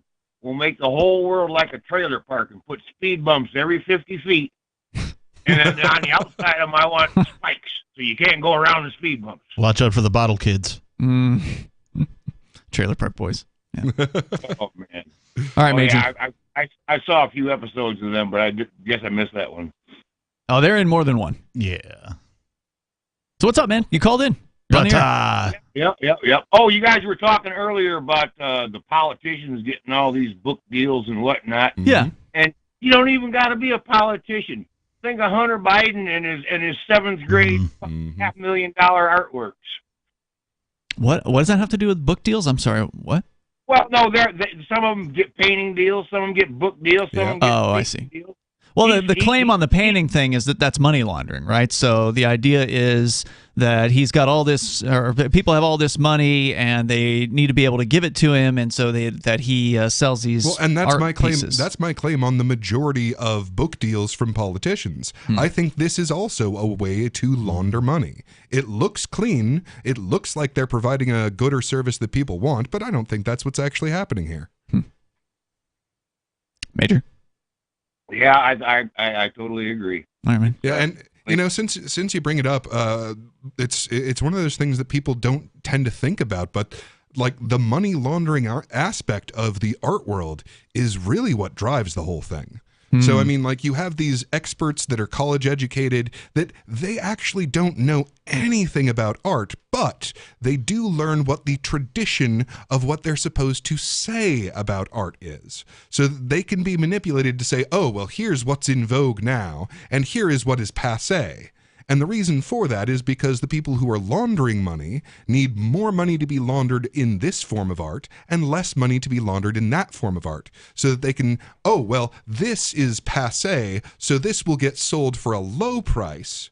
And this is hot now, so this is high culture. This gets sold for a high price so that they can shift this piece of art to this person for cheap and this piece of art to this person for a high price. Thank you, Major, for the call tonight. Appreciate it. The number here is 603-283-6160. By the way, coming up a little later on, Beard Talk Live, I believe, is set for, what's the episode number? 21. Well, yeah, we're going to be legal to drink. Right? Finally. That's going to happen tonight, 10:30 Eastern Time. You can join these guys, and maybe nobody, although he no-showed last night, so I don't know if he's going to be, I don't know if he's around. He didn't respond to me. I hope he's okay. Hope he hasn't been abducted by aliens again. Right? Yeah, did he talk about that on the show with you guys? No. Not on the show. Oh, okay. But yeah, that was weird. It was really weird. Hope he's okay. Maybe he'll show up tonight. That's 10:30 Eastern Time. You can join the captain, join Peakless Mountaineer. Open phones, of course, as well. But no FCC to bother us with having to hit the dump button, which we unfortunately had to do earlier tonight. You don't have that FCC, which means a little bit more fun. So check it out tonight, 10:30 Eastern. You can join them over at video.freetalklive.com on our Odyssey channel. Also, watch.freetalklive.com takes you right to the streaming page. That's right where you need to be tonight at 10:30 Eastern. And where are the archives? They're in the podcast, actually. You can get that Beard.freetalklive.com. That as well, yep. Feeds.freetalklive.com is how you can subscribe to our podcast, and they'll be in there too. What were you going to say? I was just going to say I'm tickled pink that Bonnie finally had to. It's sort of a rite of passage because at some point you get so excited that you break an FCC rule and have to get dumped. She did. Did Bonnie get dumped? Yeah. F-bomb. Yeah. Oh, Yeah. nice. She was not effing around when she did. She decided to. You know, Now I gotta it go really listen is to it. kind of like a rite of passage to me. Happens to everybody, eventually. You had something, Peakless, regarding the IRS here tonight as well. So not only are they targeting poor people, the poorest of the poor, more often than anyone else, which is, of course, what they've always done, because they're easy targets. And this is a criminal enterprise. It's a criminal gang of bullies that are going to take advantage of people. Yeah, the IRS is the actual bullies, right? The politicians and the legislatures, they write all these things on paper that say things, but it's the people who enforce the things. The cops in the IRS, that are the actual bullies. And so the IRS, anybody who works for the IRS, you're a freaking bully. Yeah, absolutely right. So what else are they doing? Because it's not just targeting poor people. Yeah, well, so the IRS, I've got a couple of things here. One of them is they see crypto companies as potential crime-fighting partners, which you gotta love the way that they're phrasing First of this. all, the IRS does not fight crime. They commit crime. Right. Right. They are not the Justice League. They are the evil League of Crime Evil. fighters. Anybody working for the IRS, if you believe you're a crime fighter, you're freaking delusional. No doubt. They actually create crime, too, that never existed before, like in the Crypto 6 case, where they sent an undercover agent into our community to then pretend like he was a heroin dealer and then try to get me to sell Bitcoin to him, which I refused to do, and they still charged me anyway with money laundering, and the jury found me guilty of it. So, like, that wasn't even an actual thing that happened, but I still got charged with it. You got set up. Yeah. In a lot of cases, it works on people, right? Like in a lot of cases because they do this all the time. Yeah. And in fact, I knew that they did it all the time. I was aware of the fact that they did this. So I was like, okay, this guy's probably a Fed when he talked about how he was a heroin dealer. Right, yeah. And so like, red alert, okay, likely undercover agent here, because in every other case with an online Bitcoin seller, they always send this guy or one of his buddies or whatever, someone in the undercover department, and they always claim to be a heroin dealer. Like, it's the exact same setup every time. Wow. And a lot of times it works, right? Like a lot of times, and I think the best example of this is the fact that usually these guys that are selling Bitcoins are doing it alone, right? They don't have a meetup that they're going to regularly. So this guy, he never got me alone. And he's a scary looking dude. I mean, if you saw him on the stand, like he's this Belarusian, thug basically, and he looks like, he's a big dude, right? This guy, if you're in a car alone with him and he's wanting to buy Bitcoin from you, and he's bought from you a couple times before, and now he says he's a heroin dealer, and he's ready to buy his $20,000 worth of Bitcoin from you. Right. You might feel like this is an offer you can't refuse. It might be a little intimidating to say no to a Belarusian thug that's in your car and you're all alone in some parking lot or something like that, right? Like in our case, he was at a public meeting. We were all hanging out together at Central Square in New Hampshire. So, it was easy to just ignore him and, not do anything about it. And then later on, I, of course, told him no when he pressed me on Instant Messenger, but that wasn't enough. They still charged me with money laundering. Yeah. So it's just crazy what these people are doing. Well, it's obvious the reason that it's always heroin, because even cocaine has a certain amount of social acceptance at this point. It's like, oh, well, yeah, especially amongst law enforcement. Those Wolf of Wall Street people do it, and like all these business people do it, and these politicians might be on it, and like there's a level of acceptance to it. Lawyers love cocaine. Yeah. Yeah. So I'm told. Yeah. Cannabis has general acceptance through most of the population at this point, but heroin destroys people's lives pretty much exclusively. Like, there is almost no one who can use that responsibly, and certainly it is not expected that anyone can use that responsibly in the general public. Sure. So they pose as a heroin dealer so that they can say, see, this guy's dealing with heroin dealers. He's part of the heroin dealership. Right, and it looks bad in front of a jury. Exactly. In that case.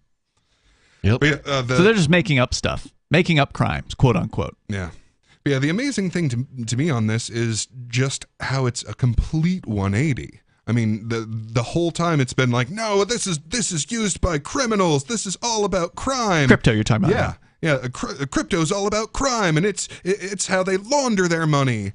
And like, I mean, we've been saying since the beginning, like, Bitcoin? No, Bitcoin is not a way to launder money.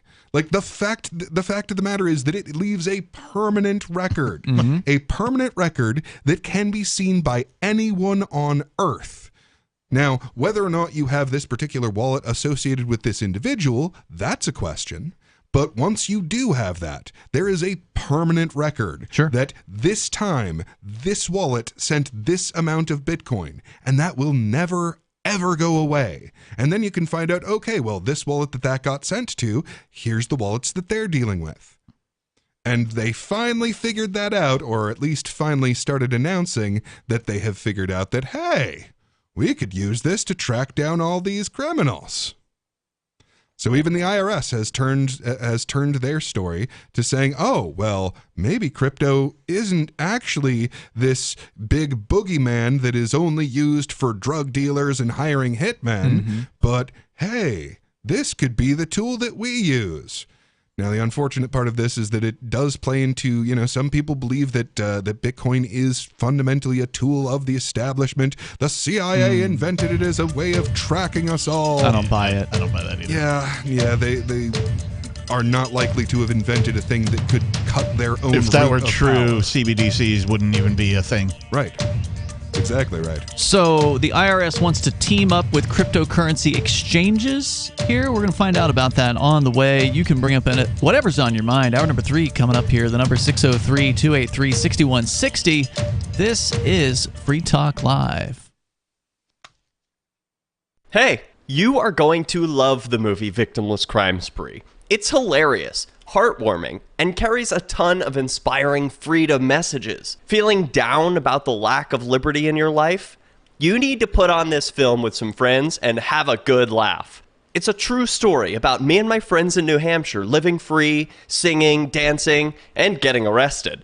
Of course, it's all on video, and the bad guys, the cops, judges, bailiffs, and sheriffs, they all play their part like it's out of a movie or something. You would think we scripted the whole thing, but it's real life. Go ahead and have a watch, and if it's been a while, have another look. I guarantee you'll notice things now that you didn't notice before. And the best part is that you're going to walk away feeling a renewed sense of your own power. You are the master of your destiny, and you will be free in your lifetime. Victimless Crime Spree. Have you had enough of the big-name web hosting services that are long on promises but short on bleeding-edge features, uptime, and customer service? Try Agorist Hosting, the agile web host that offers full concierge service from website redesign, full e-commerce solutions, custom apps for your Shopify store, IPFS integration, and more. Agorist Hosting is ready to take your web presence into the future. To get started, head over to agoristhosting.com. If you want to know the latest about Free Talk Live before we go on the air, all you need to decide is how you want it delivered. It's your choice. Visit news.freetalklive.com to receive our usually weekly news updates by email. Plus, we have a Twitter account at twitter.freetalklive.com, and you can follow us on the decentralized Mastodon platform at toot.freetalklive.com. So please follow us at toot.freetalklive.com and sign up for our emails at news.freetalklive.com. You're listening to the live edition of Free Talk Live. Hour number 3 is next after the news here on the Liberty Radio Network at LRN.FM. From Feature Story News in Washington, I'm Simon Marks with the Week in Review, and the week ended with commemorations marking the second anniversary of the January 6th uprising on Capitol Hill by Donald Trump's violent supporters. President Biden awarded the Presidential Civilian Medal to more than a dozen police officers and election officials, praising them for their work defending American democracy. On this day of remembrance, joined by the Vice President and the Second Gentleman and all of you, we honor a remarkable group of Americans who embodied the best before, during, and after January the 6th, 2021. As that ceremony was taking place, the House of Representatives was locked in continuing crisis, as it was for the entire week. Republican leader Kevin McCarthy struggled for days to become the next Speaker of the House, second in line for the presidency. Late on Friday, it became apparent that concessions he'd offered to his far-right critics were paying off, but as Speaker, he will face huge ongoing pressure from the Republican right throughout the next 2 years. In Britain, the year began with fresh public sector strikes. Ambulance workers became the latest to announce fresh walkouts. Postal workers, nurses and train drivers are already engaged in pay disputes. Monday will see face-to-face meetings by union leaders with Prime Minister Rishi Sunak. Patricia Marquis is with the Royal College of Nursing. If we can meet on Monday and negotiate a new award for this year that we can put to our members, then we will call off our strikes later this month. But the government is preparing fresh legislation to restrict strike action for many public sector workers. Russian President Vladimir Putin ordered a 36-hour ceasefire in Ukraine to mark Orthodox Christmas. Ukraine rejected it as a cynical move. Yuri Sak is an advisor to Ukraine's Minister of Defense. People who are killing children, bombing kindergartens, they declare a very Christian and very noble ceasefire. I'm really having difficulty to contain my anger and my outrage. The US, Japan and many other countries introduced COVID-19 tests for arriving passengers from China. Beijing slammed the move, but the week also saw several prominent Chinese arts and cultural figures passing away, seemingly from COVID-19. Prince Harry's memoir hits bookshops on Tuesday, but after a series of leaks, we already know what's in it.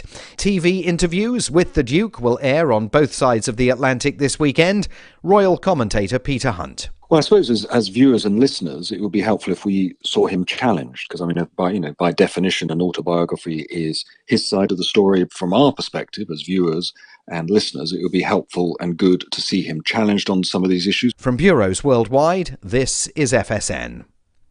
In the coming week, fears of a possible recession will remain top of mind on Wall Street. Already, Federal Reserve officials expect to keep interest rates in place in the hope of keeping inflation at bay. From FSN's business desk in New York, Jody Jacobs with this week's preview. Some key economic data is expected out next week in the US, with some economists still adamant that there's no way of avoiding a recession. Consumer price inflation expectations are due early in the week, with the latest consumer price inflation index expected to be announced on Thursday. During the last reporting period, the CPI rose 0.1%. Also out next week will be the initial jobless claim report. Both these economic data reports will give some indication as to where the US economy is headed and whether a recession remains on the cards. Jody Jacobs, New York. Thousands of mourners gathered at the Vatican for the funeral of former Pope Benedict. It's the first time in modern history a living pope has led the burial service for his predecessor. Benedict died last weekend at the age of 95, having resigned the papacy in 2013. A controversial figure, but according to commentator and papal author Austin Ivory, a significant one as well. A towering theologian, one of the great intellects of his day, who was given the role of Pope, which he didn't really want, and to some extent didn't carry out that well because he wasn't good at governance. But at the end of it, took this great, courageous, prophetic decision to resign. Stories we'll be covering in the coming week. President Biden will be in Mexico City for a North American Leaders Summit. Milder weather may drive down European energy prices again, but California is braced for significant storms coming in from the Pacific. Those stories here and on our broadcast partner networks worldwide. And that is the Week in Review from Feature Story News. Simon Marks reporting. Months after identifying the elusive Higgs boson particle, scientists at CERN in Geneva, Switzerland have announced that they've completely run out of things to do with their Large Hadron Collider. We've tried some time travel stuff, but it doesn't really work. Black holes, but we already know like a ton about those. Last week we threw a bird in there. Honestly, we thought it would take way longer to find the Higgs boson. Director General of CERN, Rolf Dieter Hauer, told reporters that while they, quote, might be able to figure out some more about quarks or something, for the most part, his team has spent much of the past year throwing pennies into the machine and turning it on to see if the pennies come out smushed. We might just start building a larger hadron collider. Yeah, maybe a bigger collider for smaller hadrons or something. I don't know. CERN has announced on their website that if anyone out there has any fun ideas for experiments, you can email them to ideas@largehadroncollider.com. This is the Onion News Network. We're still not sure why you'd want to watch, but our video feed is streaming nightly for free at cam.freetalklive.com.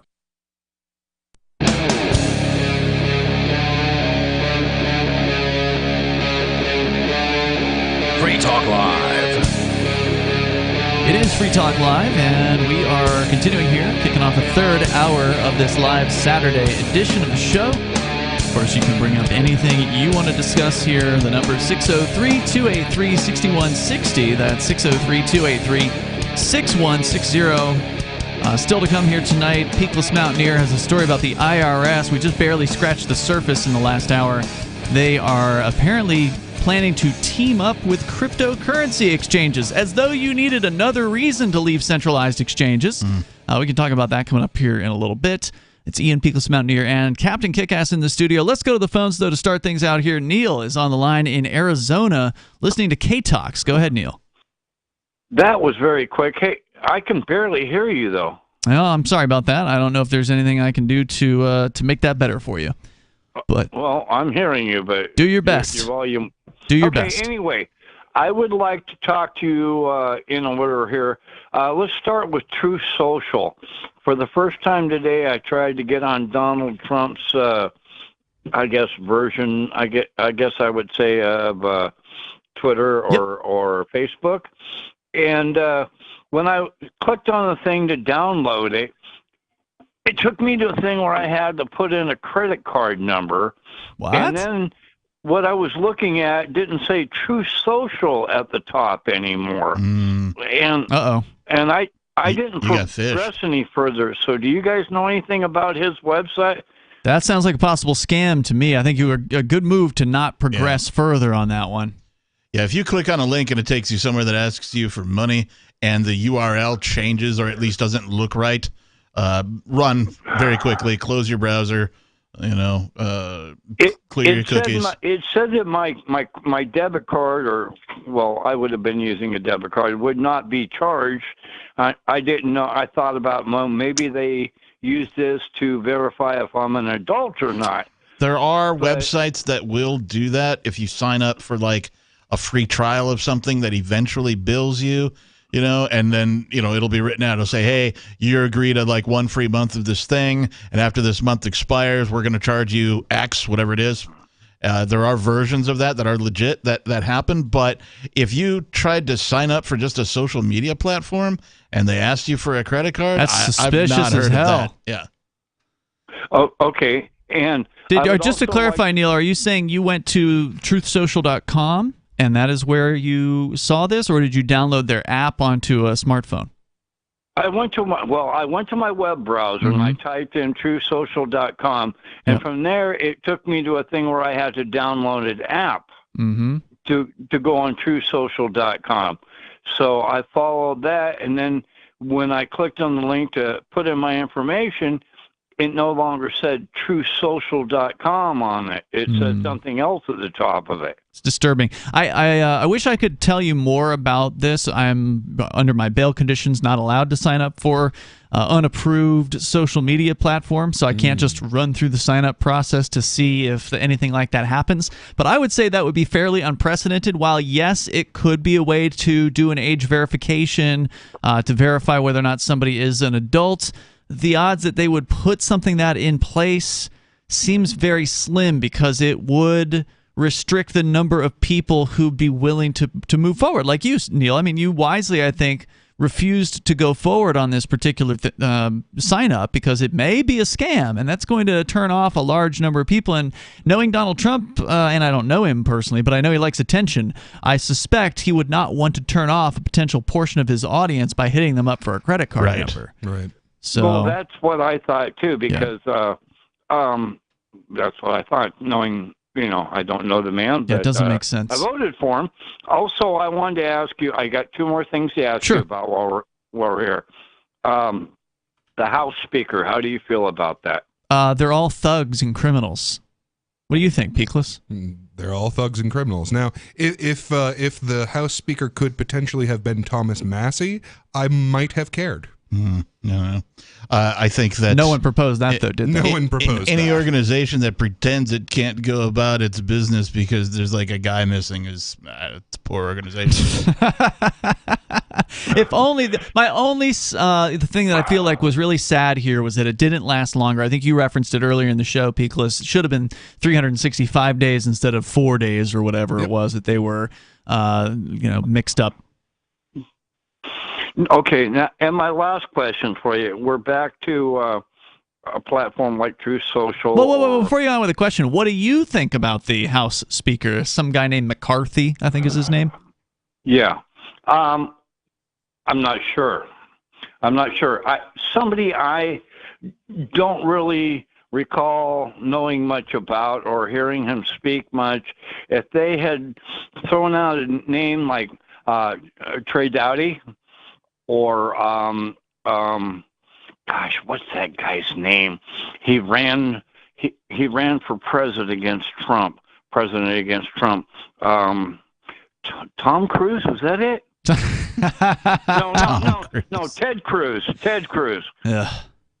Yeah, he's no good either. I mean, the only person who could possibly be good up there, as you said, Thomas Massey would probably be the best bet in the current House. Ron Paul, of course, would be a good choice. But that doesn't mean that the government isn't going to get bigger, because they're only one guy. They can only do so much in that position. And this guy, I've seen him described as a rhino, what they call a Republican in name only. That this McCarthy guy, like, he's one of the worst possible Republicans they could put up there. And, of course, the Republicans were almost all behind him. There were only a handful of them that weren't, and they all got flipped. So they're all on the same team. Now, I will say that I am glad to see dissension in the ranks of Republicans. For a moment, at least. Even for a moment, like any little bit helps. Any little bit of sand you can throw in those gears, any little bit of, hey, let's not all be neocons. Hey, maybe we'll do something other than just increase the military-industrial complex. Speaking of that, the one thing I do know about this guy, this McCarthy, is that apparently he wears a Ukrainian flag. So, really, there you go. That's what you need to know about this guy.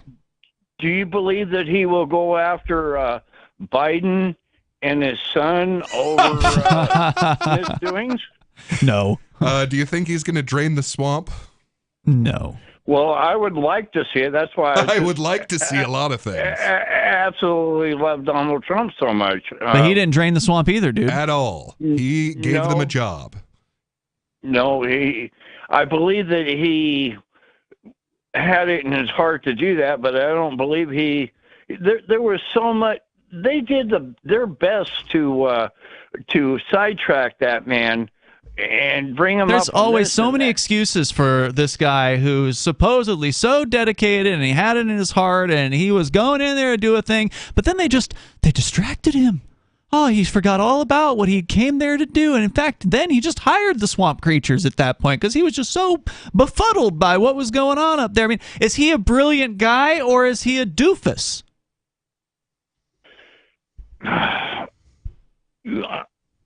I have to look at it like the man is running the country, and he's got so much crap coming at him from many different directions at the same time. I mean, I disagree. He wasn't running the country. He at no point was running the country.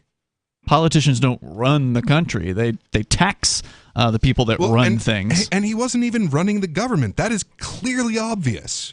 Like, there is an entrenched culture that is not going to be swayed regardless of which politician we elect to be the face of it, the mascot at the top of it. They don't have any real power. Like, okay, well, I want to pull some of our troops back. Okay, well, they're going to lie to you about where our troops are. So unless you're going to pull all the troops back. He did pull some back. We got to give him credit for that. He did pull some out of Afghanistan. Don't you believe that as a president of the United States versus Joe Biden, we had a much better relationship with Russia and North Korea? I think that is a big part of why they constructed the narrative around him that they did. They constructed this narrative that he was a Russian puppet, a Russian agent, even an unwilling Russian agent, but all of that was so that we could not have peace with Russia. Because the entrenched powers are very, very invested in us having a continual tension with both Russia and China. Well, I do agree with what Neil's saying. I mean, he definitely seemed to have a better relationship with Putin. He actually reached out to Kim Jong-un in North Korea and actually physically went to the DMZ and met with him. So he tried to do something there. Walked into the country across that bridge. Yeah. No, and we talked a lot about that when it was happening here on Free Talk Live as this sort of unprecedented, actually, thing that had never happened in the history of North Korea. Mm-hmm. There's never, prior to Donald Trump, been any president who has ever done what Donald Trump did there. Unfortunately, it never really went anywhere. It seemed like it was going to go somewhere. It seemed like it was going to end the Korean War, basically, which is still basically an armistice. It's like not even quote unquote over. It's just demilitarized zone right now. I will definitely grant you that they undercut his ability for us to make peace with Russia. That's definitely true. But they did not undercut his ability to drain the swamp. They didn't say you have to hire all these people because they're the ones who know what they're doing. Well, what they're doing is crap. What they're doing is evil corruption. The reason that people voted for this guy is because he was supposed to end what they were doing with the people who knew what was happening in Washington. And he isn't going to end it if he gets in for another 4 years either. That's a fact. It'll be entertaining, but he won't end it. Thank you, Neil, for your call tonight. I do appreciate it. Yes, sir. I had Quickly. one more thing. Yep. Okay, back on the lines of Twitter and Facebook, do you guys have any clue what is involved in starting up something like that of my own? I would recommend you have a lot of money to get started if you want to compete with the likes of Twitter and Facebook. But if you want to start your own social media server, that's relatively easy to do as long as you know how to administer a Linux server. So we have one. It's called social.freetalklive.com. It's actually running the same software that Trump is running on his site, which is called Mastodon.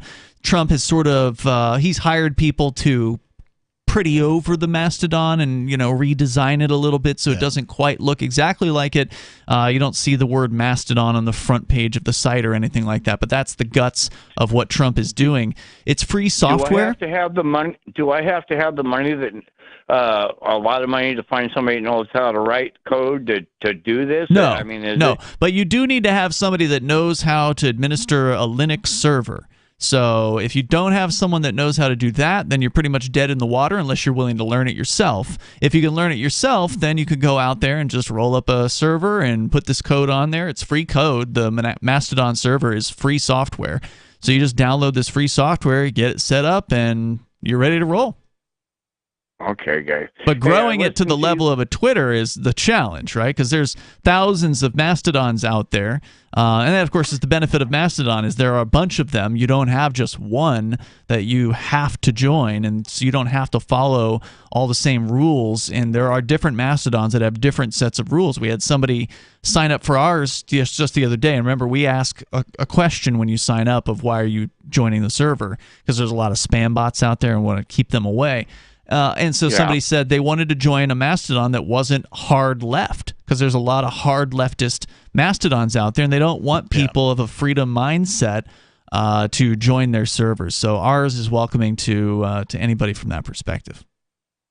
All right, guys. Thanks, Neil. Neil. I listen to you every night that you're on KTOX AM 1340 in Needles, and you guys are wonderful. Grateful for you about being out there. Thanks, Neil. The number here is 603-283-6160. If you want to try out Mastodon, you can go to social.freetalklive.com. We will not be asking you for a credit card number.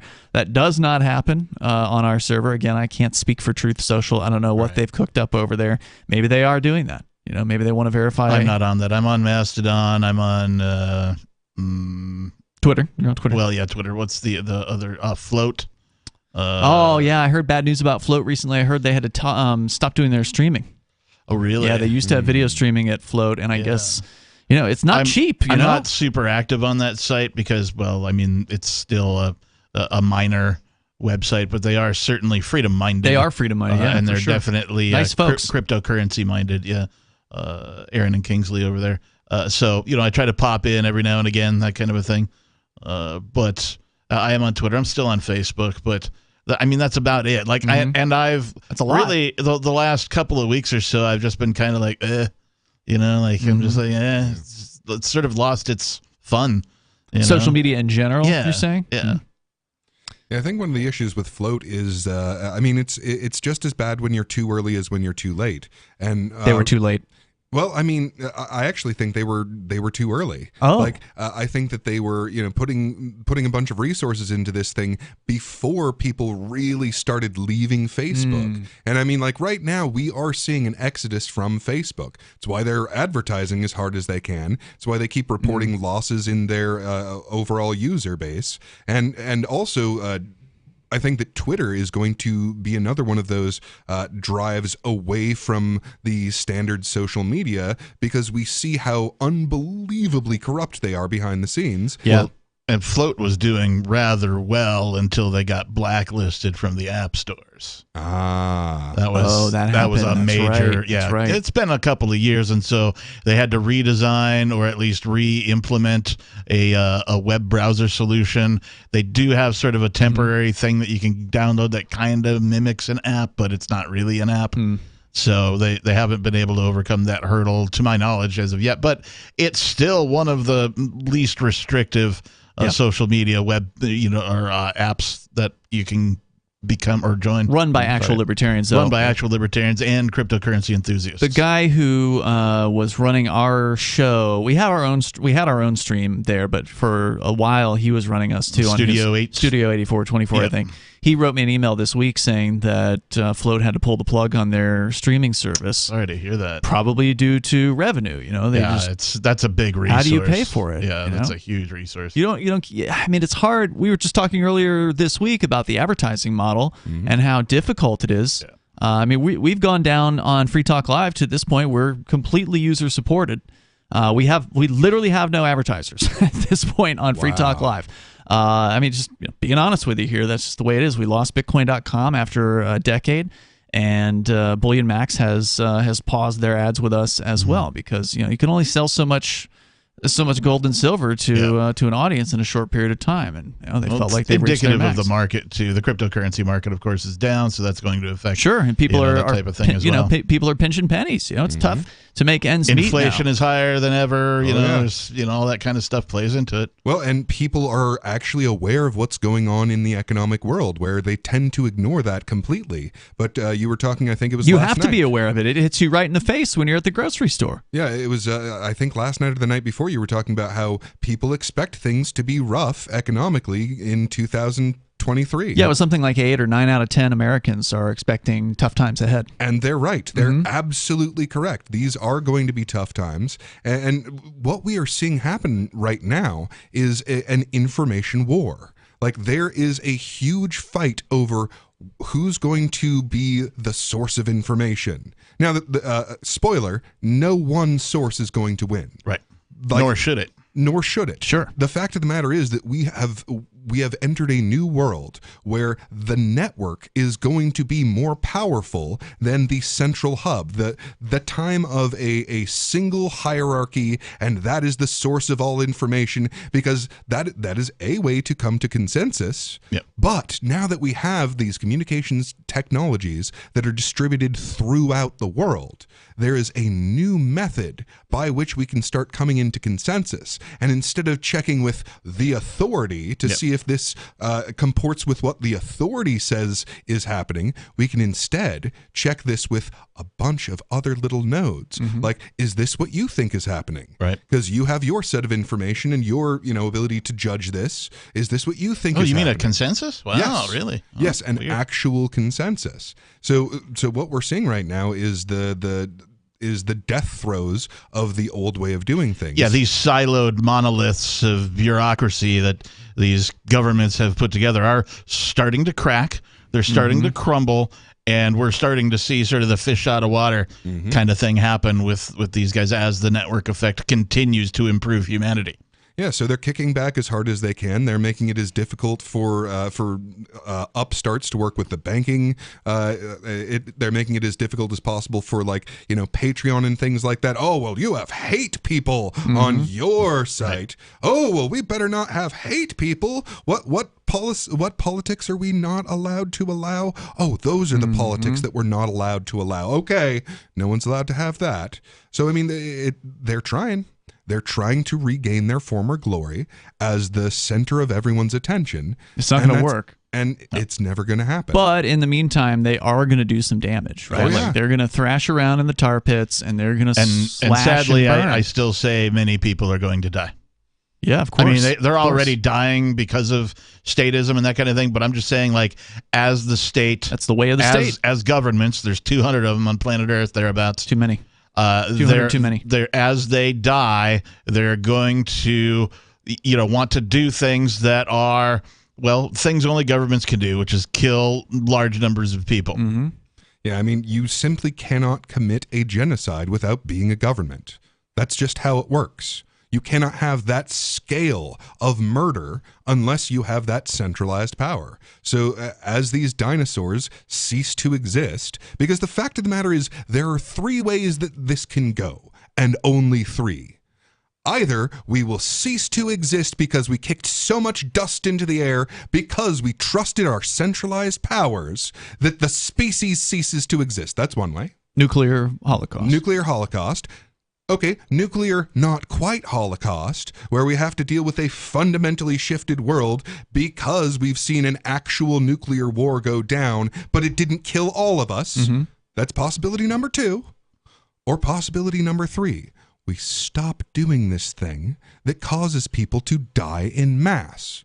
We have to get over this idea that we can have a central monopoly on force. Yep. Those are the only options. Yeah, we need to have a renaissance of that particular mindset, and how close we are to that, I don't know. Well, and we are seeing, I mean, they're closer than ever before, I think. Yeah, true. I think we're closer than ever before, and I'm not trying That's to be a good optimistic view. But it's true also, right? I think the age of the internet, the information age, even as much as governments try to control and restrict, and you get things like Google involved, and the technology, all that kind of scary thing. too. Yeah. As much as government tries to restrict and all that, the information is out there. It's accessible. You can find it if you really want to know whether or not government is a bad idea. You can go and find the information. Yeah. It's available. Think about how many lives were saved because people got good information about these disastrous so-called vaccines. That's true. And chose not to put their children on this vaccine that might kill them to keep them from a disease that won't. Despite the fact that saved an unbelievable number of lives. Yeah, and they did try to suppress that very actively. There's no doubt about that. They did everything in their power, and they didn't quite make it. And there's even been uplifting things happening in places like China, where people took to the streets a few weeks ago in protest of the COVID restrictions, and then Xi Jinping just rolled them back. It's like, okay, well, we can't force this on people, so they're not having it anymore. We're done with it. On Free Talk Live, we're bringing people to the ideas of liberty every day. From wrestling superstars like Glenn Jacobs. You guys really are having an impact, I believe. Like I said, a lot of where I am now is due to listening to Free Talk Live. You changed my mind on some very important issues years ago. To random people tuning in on the radio. I was kind of stuck in the left-right paradigm. I heard your show by chance on a Saturday night. From there, I went on, joined the Free State Project, and become an amplifier. So, I mean, that's really the reason why I amp is because I know that if it wasn't for you guys being on as many stations as you are, I never would have found the ideas of liberty. You can help more people hear the message of liberty by joining Free Talk Live's AMPS program on Patreon for as little as $5 a month. And you'll get access to special perks. Visit amps.freetalklive.com, amps.freetalklive.com. From Feature Story News in Washington, I'm Simon Marks with the Week in Review, and the week ended with commemorations marking the second anniversary of the January 6th uprising on Capitol Hill by Donald Trump's violent supporters. President Biden awarded the Presidential Civilian Medal to more than a dozen police officers and election officials, praising them for their work defending American democracy. On this day of remembrance, joined by the Vice President, the Second Gentleman, and all of you, we honor a remarkable group of Americans who embodied the best before, during, and after January the 6th, 2021. As that ceremony was taking place, the House of Representatives was locked in continuing crisis, as it was for the entire week. Republican leader Kevin McCarthy struggled for days to become the next Speaker of the House, second in line for the presidency. Late on Friday, it became apparent that concessions he'd offered to his far-right critics were paying off, but as Speaker, he will face huge ongoing pressure from the Republican right throughout the next 2 years. In Britain, the year began with fresh public sector strikes. Ambulance workers became the latest to announce fresh walkouts. Postal workers, nurses and train drivers are already engaged in pay disputes.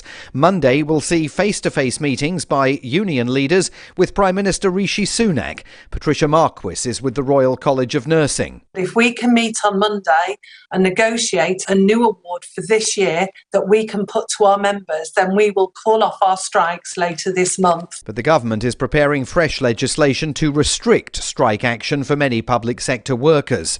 Russian President Vladimir Putin ordered a 36-hour ceasefire in Ukraine to mark Orthodox Christmas. Ukraine rejected it as a cynical move. Yuri Sak is an advisor to Ukraine's Minister of Defense. People who are killing children, bombing kindergartens, they declare a very Christian and very noble ceasefire. I'm really having difficulty to contain my anger and my outrage. The US, Japan, and many other countries introduced COVID-19 tests for arriving passengers from China. Beijing slammed the move, but the week also saw several prominent Chinese arts and cultural figures passing away, seemingly from COVID-19. Prince Harry's memoir hits bookshops on Tuesday, but after a series of leaks, we already know what's in it. TV interviews with the Duke will air on both sides of the Atlantic this weekend. Royal commentator Peter Hunt. Well, I suppose as viewers and listeners, it would be helpful if we saw him challenged, because I mean, by definition, an autobiography is his side of the story. From our perspective, as viewers and listeners, it would be helpful and good to see him challenged on some of these issues. From bureaus worldwide, this is FSN. You can help spread the ideas of liberty with our Patreon for just $5 per month at amps.freetalklive.com.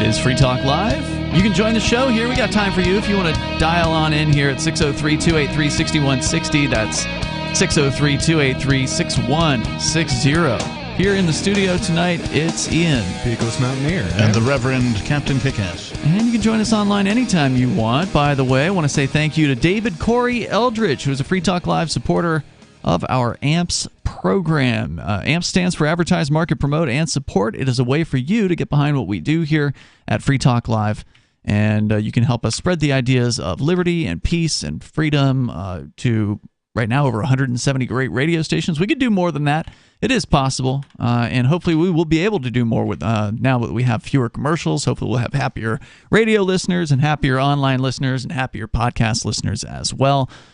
So you can join David Eldridge over at amps.freetalklive.com. That's amps.freetalklive.com. You do get access to special benefits like the AMP-only podcast, which is our RSS feed exclusively through Patreon that has the full radio show without any recorded ads. That's one of the perks. You can learn about more of them over at amps.freetalklive.com. All right, Peakless, you were going to tell us about this IRS-related story that you had here tonight with AAR, saying they're going to team up with cryptocurrency exchanges to help catch criminals. Yep. Cryptocurrency is here to stay, a top Internal Revenue Service law enforcer said, and the tax collection agency wants to partner with the industry to fight financial crime. The IRS Criminal Investigation Division is bringing on hundreds of new agents a year, including many who will be directed to work on digital assets and cybercrime, said Thomas Fataruso, the special agent in charge of the IRS-CI's New York field office. I just have one question. So when do they take down the Federal Reserve? When do they take down the Federal Reserve? Because they're criminal, you mean? That's right. Yeah. Well, actually, the Federal Reserve should be taken down by the Secret Service, because the fundamental purpose for the Secret Service, unknown to most, is to avoid counterfeiting. They investigate that? Yes, they do. But, of course, the purpose of the IRS is to pay the Federal Reserve interest. So when the IRS collects taxes, a lot of people believe, oh, that's going to the services. Nope. No. The money the IRS is collecting is going to pay the interest on the loans to the government from the Federal Reserve. Right. So they'll print out whatever else they need, because obviously they need more than what they're collecting from the IRS. Yeah, so this is one of the things that I'm really curious to find out what's going to happen, because they just passed a $1.7 trillion spending bill. Right. Sure. But they right now, like the money printers are in reverse. I've heard that. Yeah. Yeah. No, they are. So like if you look at you can't M2 unprint money. Well, you can. You actually can. No, I've been and I've learned so much more about how this system works from seeing like it work in a different way. Because like one of the things I didn't even think about is that okay, so you've got all these stocks, right, and they're worth all this extra money, but what corporations will do is they will make corporate bonds, and those function in every way just like money. But how many corporate bonds a given company can print is based on how valuable their stock is. Okay. So when you have, okay, well, we're printing less money, so there's less money to keep going into stocks to keep Pumping bringing them these up. Now you have that at the same time as people are worried about being able to meet future financial obligations. So you have people pulling money out of stocks so that they can just have some straight up liquid U.S. dollars to pay for things in the future because prices keep going up. So you have people pulling money out of the stock market. That brings the stock prices down, which we've been seeing in the last year or right. so. Now the thing is, that means that these corporations cannot print these money alternatives or money replacements that are the corporate bonds. So you have these things that are acting exactly like money that are no longer able to be printed out. So you're actually seeing a complete pullback, like a reduction in the amount of things that get used as money. I'm just wondering what the money printers sound like in reverse. Large sucking sound. Yeah. Well, if you remember the old GIFs or GIFs, if you will, of it's GIFs. Says you. Anyway, if you you're such a nice jai. I prefer it pronounced gooey. Right, yes. It's gooey. Definitely gooey. So if you remember the old pictures of the Federal Reserve chairman cranking the money out, it's like that, only he's going the other direction. Well, of course, we're not talking about affecting physical currency. We are talking about the digital currency, where all you have to do is hit the delete button and then it's gone. Right? If only they had to actually print out all the money that they were digitally printing, would that slow would it be down a bit, enough actually. to slow them down so substantially. Yeah. But moving on with the article, in the alphabet soup of federal law enforcement agencies, IRS-CI hasn't attracted as much attention as its counterparts in the Federal Bureau of Investigation or the Drug Enforcement Administration. But the 102-year-old law enforcement arm of the IRS, whose agents are sometimes affectionately referred to as accountants with guns, is one of the top U.S. financial crime enforcers, handling cases from money laundering to Russian sanctions. It has also turned its eyes to cryptocurrency as one of several federal agencies trying to grapple with the burgeoning industry. Mr. Fataruso... And by that they mean going after peaceful people like me. Yeah, well... Right? Well, and the thing is... That's who investigate. One of that was the undercover guy. He worked for the IRS-CI. Yeah.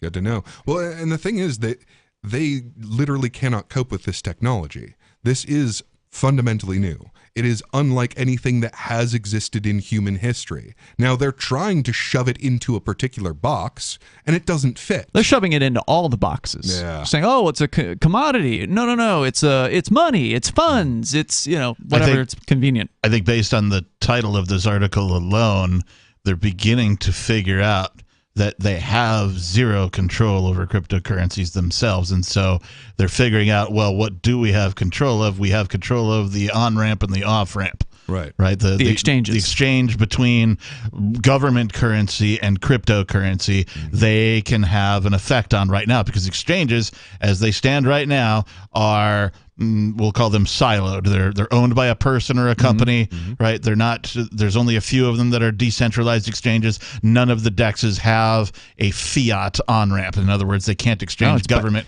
currency. Fiat is by nature centralized. Right. Exactly. And can't get around that. So right now, that's where the government knows, or is figuring out. Governments around the world are figuring out that that's where they can have an impact. Yeah. Well, and also they're going after the peer-to-peer people. So that's why they're targeting local Bitcoins, because they know they can go easily after the exchanges. They've all got, registrations, and they've jumped through all these government hoops, and they know where their offices are. But if you go to local Bitcoins, you're dealing with probably, hundreds of sellers all across the United States.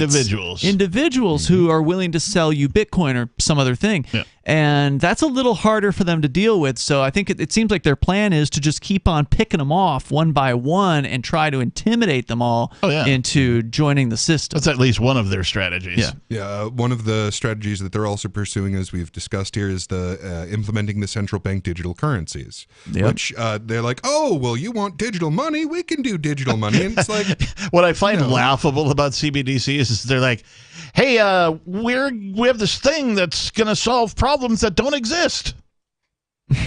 Well, it'll solve the problem for them of not knowing what you're doing with your money. Okay. And you being able to spend your own money without their permission. But I mean, generally speaking, it doesn't solve anything for the user. Outside of government, when a market thing happens, it's usually to solve an existing problem. Yeah, sure. And then the market realizes that, oh, this thing has value because it's solving a problem, and then they begin to adopt that thing. CBDCs are not.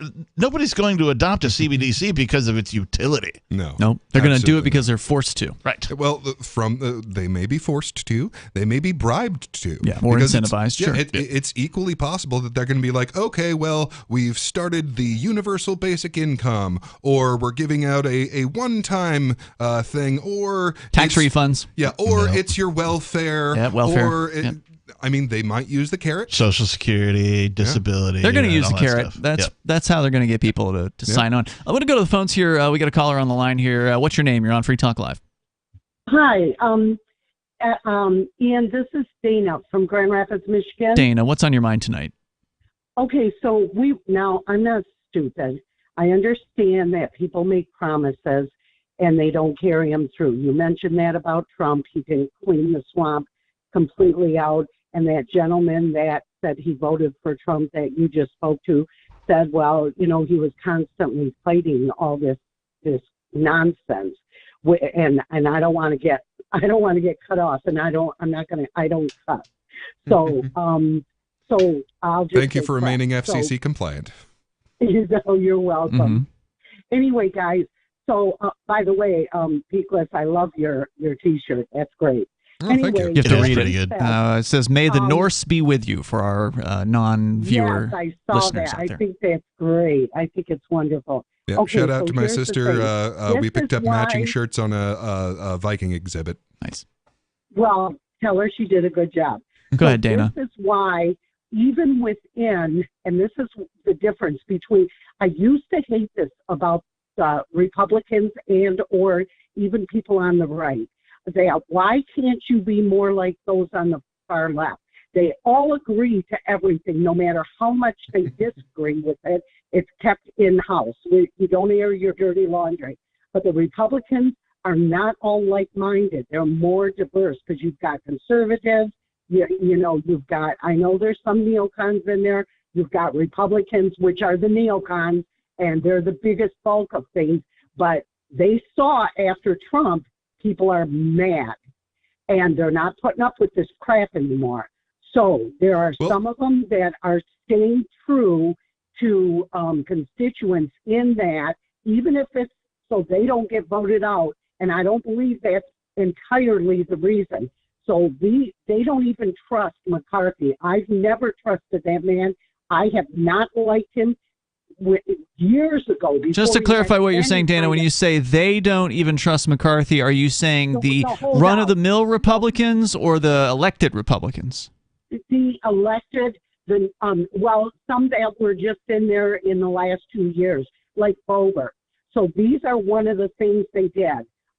This is what they got accomplished. And you guys, I think this may help because of a rule I'll get to at the end. So one of the things they made McCarthy swear to is they have to vote on every single appropriation bill individually, whether it's for agriculture or for this or for that. It doesn't matter what it is. It cannot be bundled into a ginormous omnibus. They're done with that crap. Well, why would you believe this guy? Why would they believe what he's saying? Okay, I'll tell you why. I'm going to give... That's the punchline. Just hear me out, Ian. Then the other thing is he had to agree to cap discretionary spending at the levels they were when Biden took office 2 years ago. And that's for defense and domestic. The third point is... Whoopee-doo. Okay, I know it's still too high, Ian, but at least it's better than what Biden did. So, well, hold on. So these are promises that he's making. Yeah, that's all. These are the things that he's done. Now, if I'm going to go ahead and make a promise, why not promise to reduce our discretionary spending? Got a guarantee.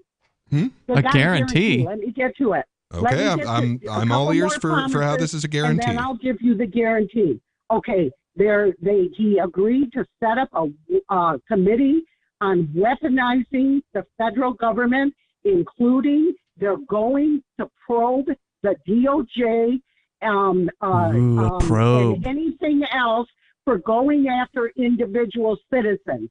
Oh, they're going to probe the DOJ. That's not going to do nothing. Wow, they will investigate themselves. I know, but it's a start. At least they're going after these people. That's not a guarantee. No, they're not going after anybody. It's just a show, Dana. I mean, the idea that you haven't gotten this yet. All right, get to it. Get to the punchline. Okay, they have to reinstate the Holman Rule, which that says they can reduce official government salaries. And any compensation paid to any government employees by the U.S. Treasury. So they can do that. Doesn't mean they will. Okay. No, he has to. And I'm going to tell you what the catch is. Okay, motion to vacate. Here's the catch, guys. Motion to vacate from 5 to 1. If you wanted to kick that speaker out of his position, you had to have 5 people. Now only one person has to say, I'm putting a motion forth. I want him out. If he doesn't stand up to this. What does that mean? Last thing is, wait, what does that mean? Hold on. So you're saying, are you saying that he will be kept honest by other politicians? Not by those 20 that wouldn't give in. These are the concessions they wanted. What good does it do if they can put a motion in? They're going to get voted down. One last thing. 3 parts. One last thing. 72 hours to review all bills before any money is spent. Well, that is an improvement. Term limits, guys. They're not going to read the bills. This is 4,000. Fix anything. This 1.7 trillion thing was 4,000 plus pages. You can't read that in 72 hours. You can't read that in 72 days. I agree. But listen, guys, because all money spending originates in the House, and remember, one of the deals he had agreed to was any spending has to be voted on per department. It's not one huge bill. That's how they're going to get rid of it. Yeah, we'll see about that. I hope it passes. That would be a great improvement. I don't believe it. And then one last thing about Bitcoin. I mentioned this to you regarding your situation, Ian. I mentioned this to you guys before, and it's worth repeating. Ian, you just said earlier tonight that, the government's always looking at Bitcoin and all these cryptocurrencies because that's how druggies, the big drug lords launder things. That's what they say. Mark my words, as I've said this to you guys one other time, they're going to start coming after people with crypto, not because it's laundering, because Biden administration is really close to doing their own government cryptocurrency, and so are multiple other governments. They're already pushing this stuff through in Europe. So you guys, we have to stop you there. A government cannot do a cryptocurrency. Right. It's against the nature of cryptocurrency for anything the government views as currency. A government can do a digital currency. These are not the same thing. Right. But you may be right that they may be targeting crypto they obviously are with the intention already of providing this alternative and saying, hey, because Bitcoin's dangerous, you could get arrested. Yeah, you could just use the government money and then everything will be fine. Honestly, thank you, Dana, for the call tonight. I do appreciate it. I wish they would be clear enough that they were directly targeting cryptocurrency. Then they would at least say, these are the rules. But as long as there's no regulatory clarity, people are left in this sort of halfway point where they won't pull their money out and go to other countries where they can invest in cryptocurrency because there is regulatory clarity, but there's no access to American markets. But they've given up on that. But they're not going to invest either because there's no regulatory clarity. There's no idea what the rules are. I like callers like Dana. I just wish that Dana, she's got some good points. She's looking at the stuff. She's questioning the system. She's give her some credit. She's trying to look for some positive in all the negative. But I just wish she would zoom out. Right. Yeah. Just see the bigger picture. Right, just zoom out at least one layer, maybe 2 or 3, and see the bigger picture, and see that regardless of what these little maneuvers that they make that might make you feel good or feel like some change might be happening, like these happen all the freaking time. And once you figure out that these happen all the time, but nothing changes and the empire continues to grow, right, then you come to the conclusion that I've come to, which is the whole thing is antique and barbaric, and the institution commonly referred to as government needs to go away immediately. Well, that's the thing. Dana isn't new to this. She's been calling this show for probably more than a decade now at this point. We've been on in Grand Rapids where she's listening on WTKG. Yep. They were one of our earliest, bigger stations to come on board. They were a Clear Channel station back in the day. Yep. iHeartMedia, of course, is the name of the company now, and we're glad to be on there. But she's been around. She's somebody who pays attention to the system and the things that go on. Like, how could you not be aware that these people are completely untrustworthy? The fact that this guy McCarthy or whatever is making promises to these other politicians, like they promise things to people all the time. Why would they tell the truth to their own politicians? I ever watch Charlie Brown? I call it's Charlie Brown and Lucy pulling the football every time. Again and again and again. I call these people hope fiends. Yes. Right? Because unless they get their dose of hopium from somebody promising them some crap that ain't never going to happen, they can't feel good about themselves unless they get that every day.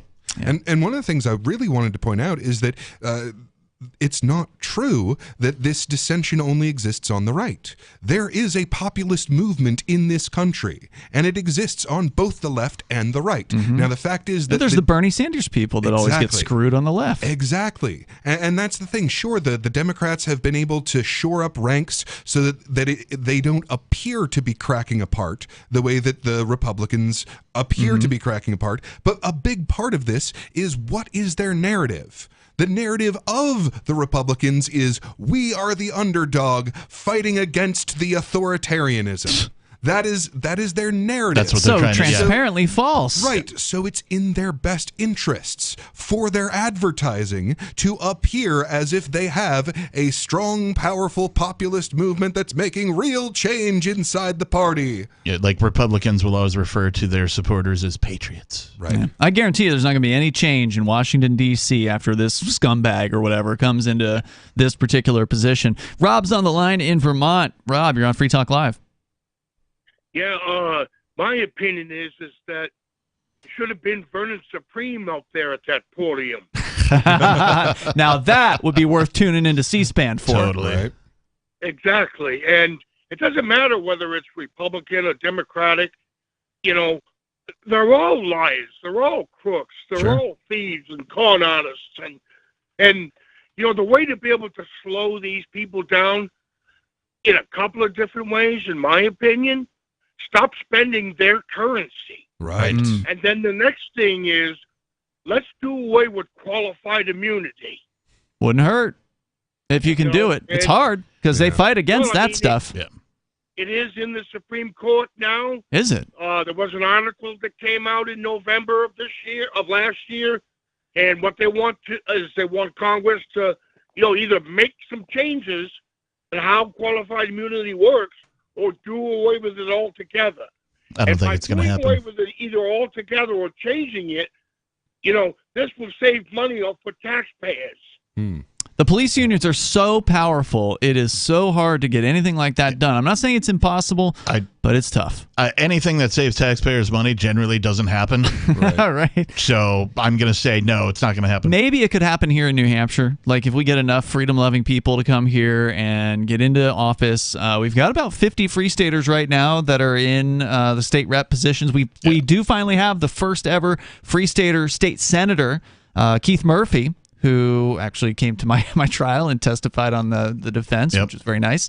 But that's progress. It's slow. It sucks. It's politics, Captain. I know you hate it, and it's easy to hate. I actually prefer to see a whole bunch of free staters getting in low-level, like sort of a decentralized movement, than I would having, say, a governor like Ron DeSantis, who like people are looking up to as some sort of like the freedom savior. guy, and like he's just going to get voted out. Nothing's going to happen. Whereas, if there's 50 of these free staters, in some sort of position here in New Hampshire, we can get closer to some kind of, let us secede, let us have this space so that freedom-loving people have a place to go on planet Earth. Rob, thanks for the call, man. I do appreciate hearing from you tonight. Yeah, real change is going to come from the bottom up. It doesn't come from the top down. So, like, if you want to see like the end of qualified immunity and these unbelievable police powers, you have to embrace personal responsibility in your own life. You have to want that for yourself, and you have to reach a point where you expect that from other people. I like a grassroots movement is what I'm saying. Yeah, so like if someone is like screwing you over, you have to expect them to move in a different direction before you allow them to fully apologize for harming you. Nobody's here. He just walked in the door. That means you guys are going off to Beard Talk Live here in about a half an hour, 10:30 Eastern Time. Join these guys at watch.freetalklive.com, and then we'll see you tomorrow night on the radio again. Meantime, we're at freetalklive.com. Have a great weekend. The Free State Project has reached its goal of 20,000 liberty lovers who've pledged to move to New Hampshire and get active to achieve liberty in our lifetime. Perhaps you're trying to figure out what part of New Hampshire should be your destination. If so, consider Keene. You'll find more than 150 reasons to move to Keene at move.freekeene.com. Keene is famous for its historic, publicity-generating activism, as well as being the liberty media capital of the world. It's home to freekeene.com, New Hampshire's destination for liberty activism, news, and opinion. For years, we've been compiling over 150 reasons to move to Keene at move.freekeene.com, where you'll learn about some of what's happening here and what makes Keene a great place to live. If you love liberty, you'll probably enjoy anywhere you end up in the Shire. But do your due diligence first. Please visit move.freekeene.com for the full